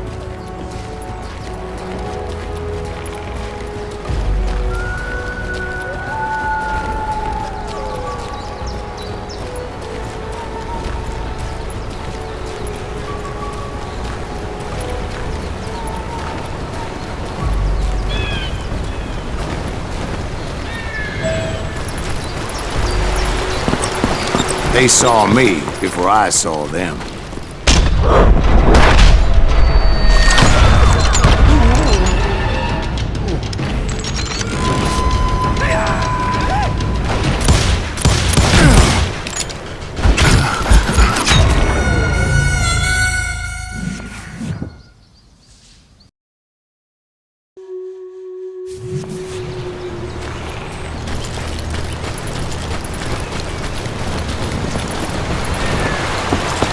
They saw me before I saw them.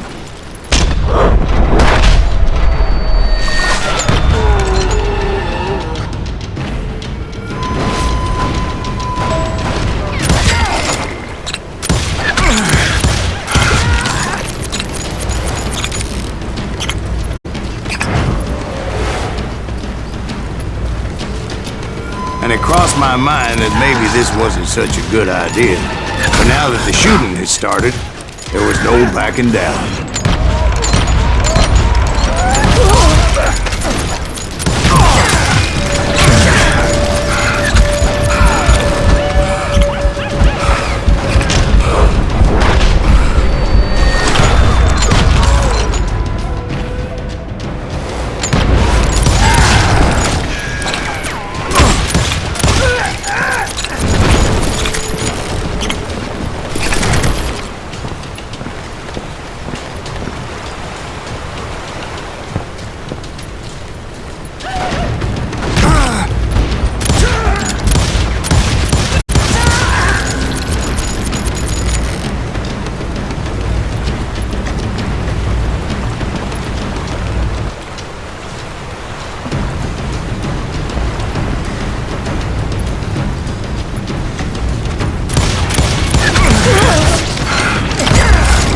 It was rugged country, the winter home of the Chiricahuas, and that's why they had retreated there.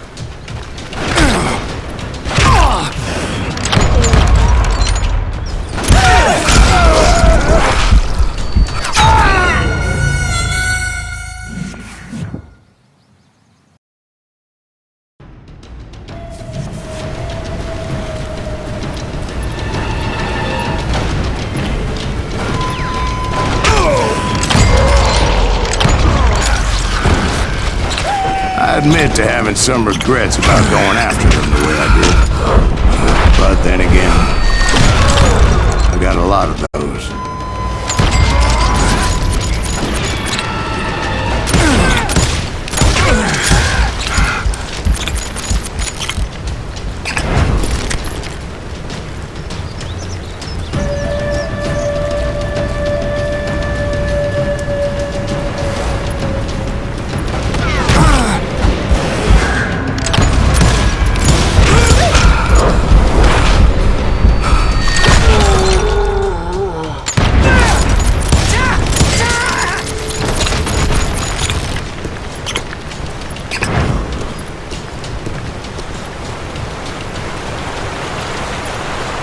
Did you find Grey Wolf?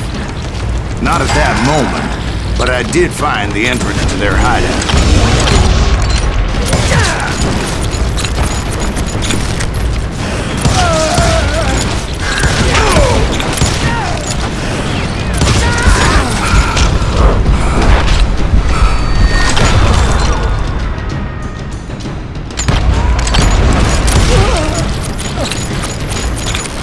A deep crevice that led to a deeper cave. Don't tell me you went in there. Yeah, but it's not out of bravery so much as pure, angry cussedness.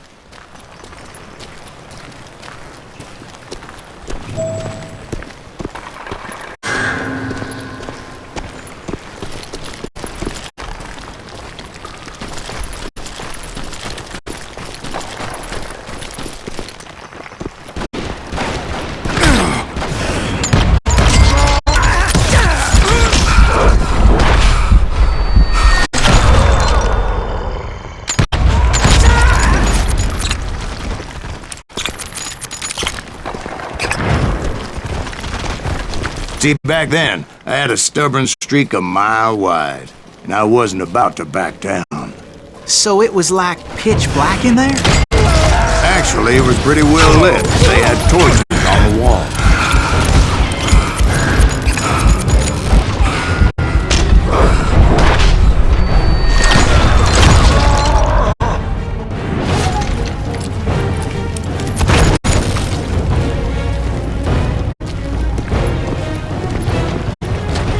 How big was this cave?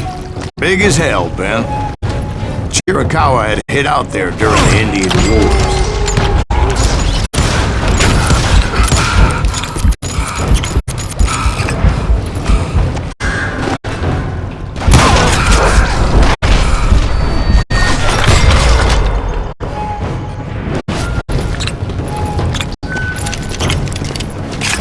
They thought it was haunted with the ghosts of those murdered by the horse soldiers. The cave was haunted with dead Indian ghosts?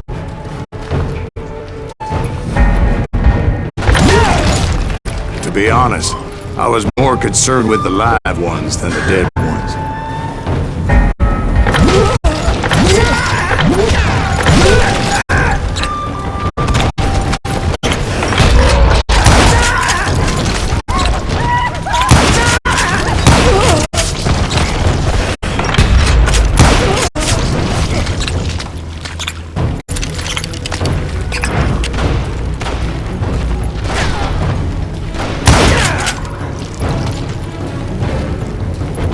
How come you know so much about engines? A few years back, I was married to two Mescalero women. At the same time? Yeah, they were sisters. Polygyny is traditional among the Mescalero. So what happened? Oh, I had to get out of there. Those girls never shut up. Both of them nagging at me all the time. Drove me half crazy. Haven't seen them since. I came upon this flooded grotto, and that's when I saw him. He came to me unarmed and unafraid. His voice echoed in the shadows. And I sensed he meant me no harm. You carry great darkness in your heart, and if you do not release it, it will claim your soul. The sound of his voice put some kind of ancient Indian spell on me. As his story unfolded in my mind, You will come to this place again and kill many more men, and the darkness will grow until it consumes everything that you are. A soul would have no rainbow after I had no tears.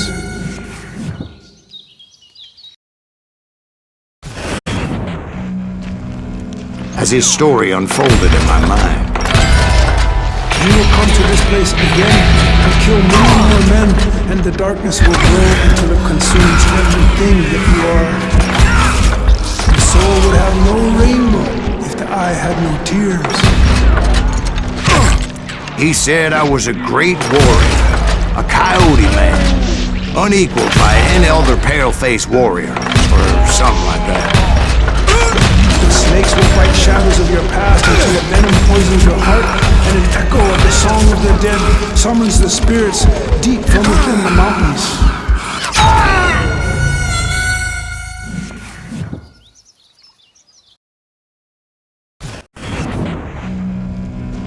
As his story unfolded in my mind. You will come to this place again and kill many more men, and the darkness will grow until it consumes everything that you are. The soul would have no rainbow if the eye had no tears. He said I was a great warrior, a coyote man, unequaled by any other pale-faced warrior, or something like that.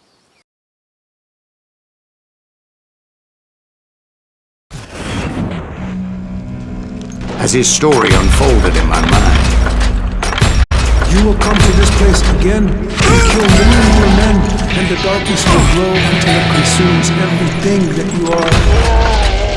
The soul would have no rainbow if the eye had no tears. He said I was a great warrior, a coyote man, unequaled by any other pale-faced warrior, or something like that. As his story unfolded in my mind.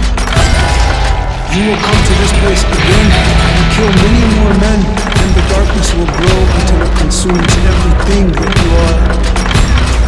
The soul would have no rainbow if the eye had no tears. He said I was a great warrior, a coyote man, unequaled by any other pale-faced warrior, or something like that.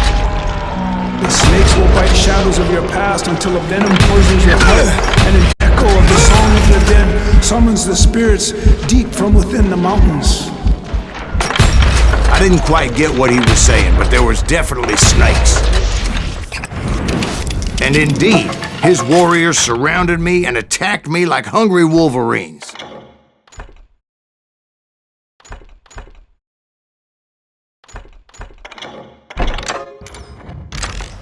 They couldn't stop me, though, and Grey Wolf wasn't in the mood for idle talk.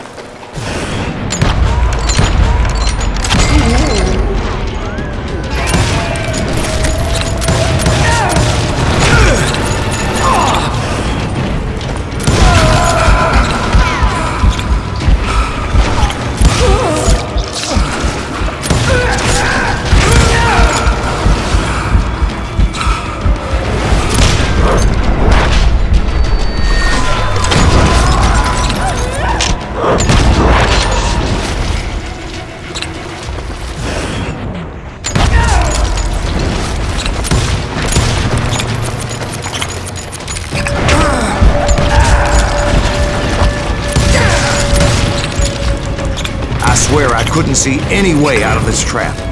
But suddenly, one just appeared. Kinda like a miracle.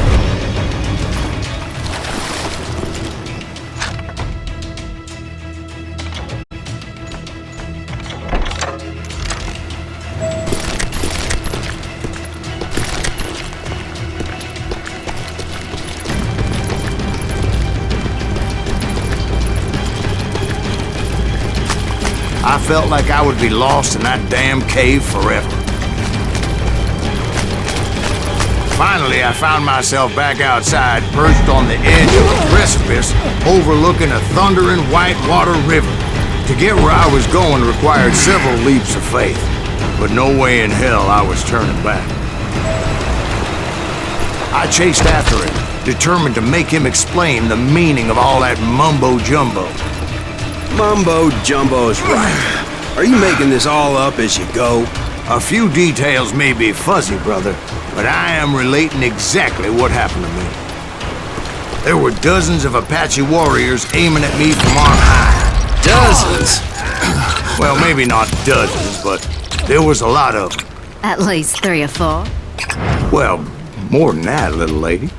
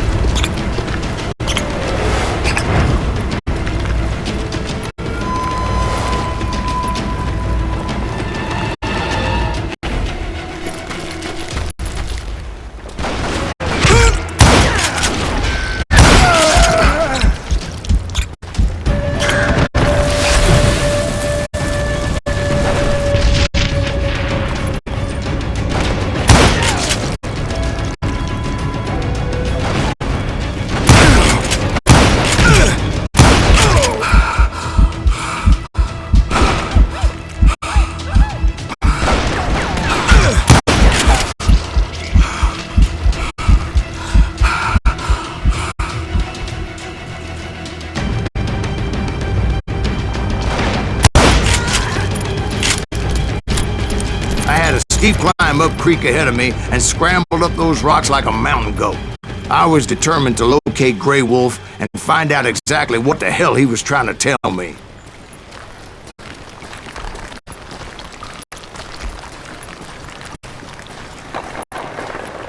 And wouldn't you know it, that crafty son of a bitch led me right into a trap. What kind of trap? Well, son, there had to be at least 100 Apaches surrounding me. 100? God be my witness. Oh, come on. Who are you kidding? Hey, I believe you. Come on, tell us how it ended. All right, but I'm not gonna drag this out. Where were we? You were surrounded by 100 Apache warriors. Well, I didn't take the time to count them exactly, but there were a lot of them.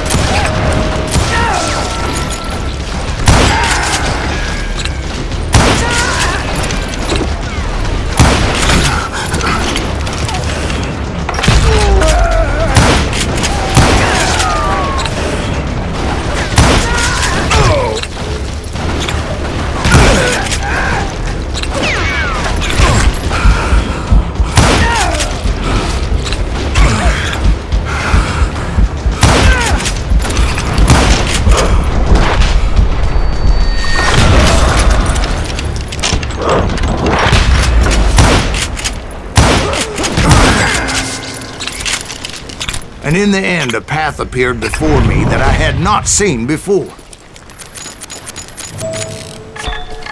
I followed it as I desperately needed to find out what Grey Wolf was trying to tell me.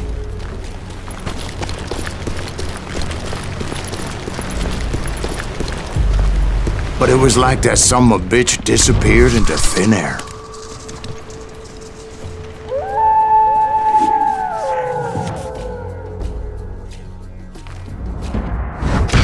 Never did find him.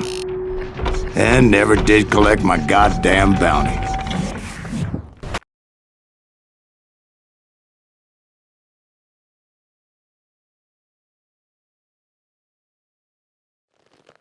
Thank you, darling. It's interesting how the truth can sometimes seem, might malleable.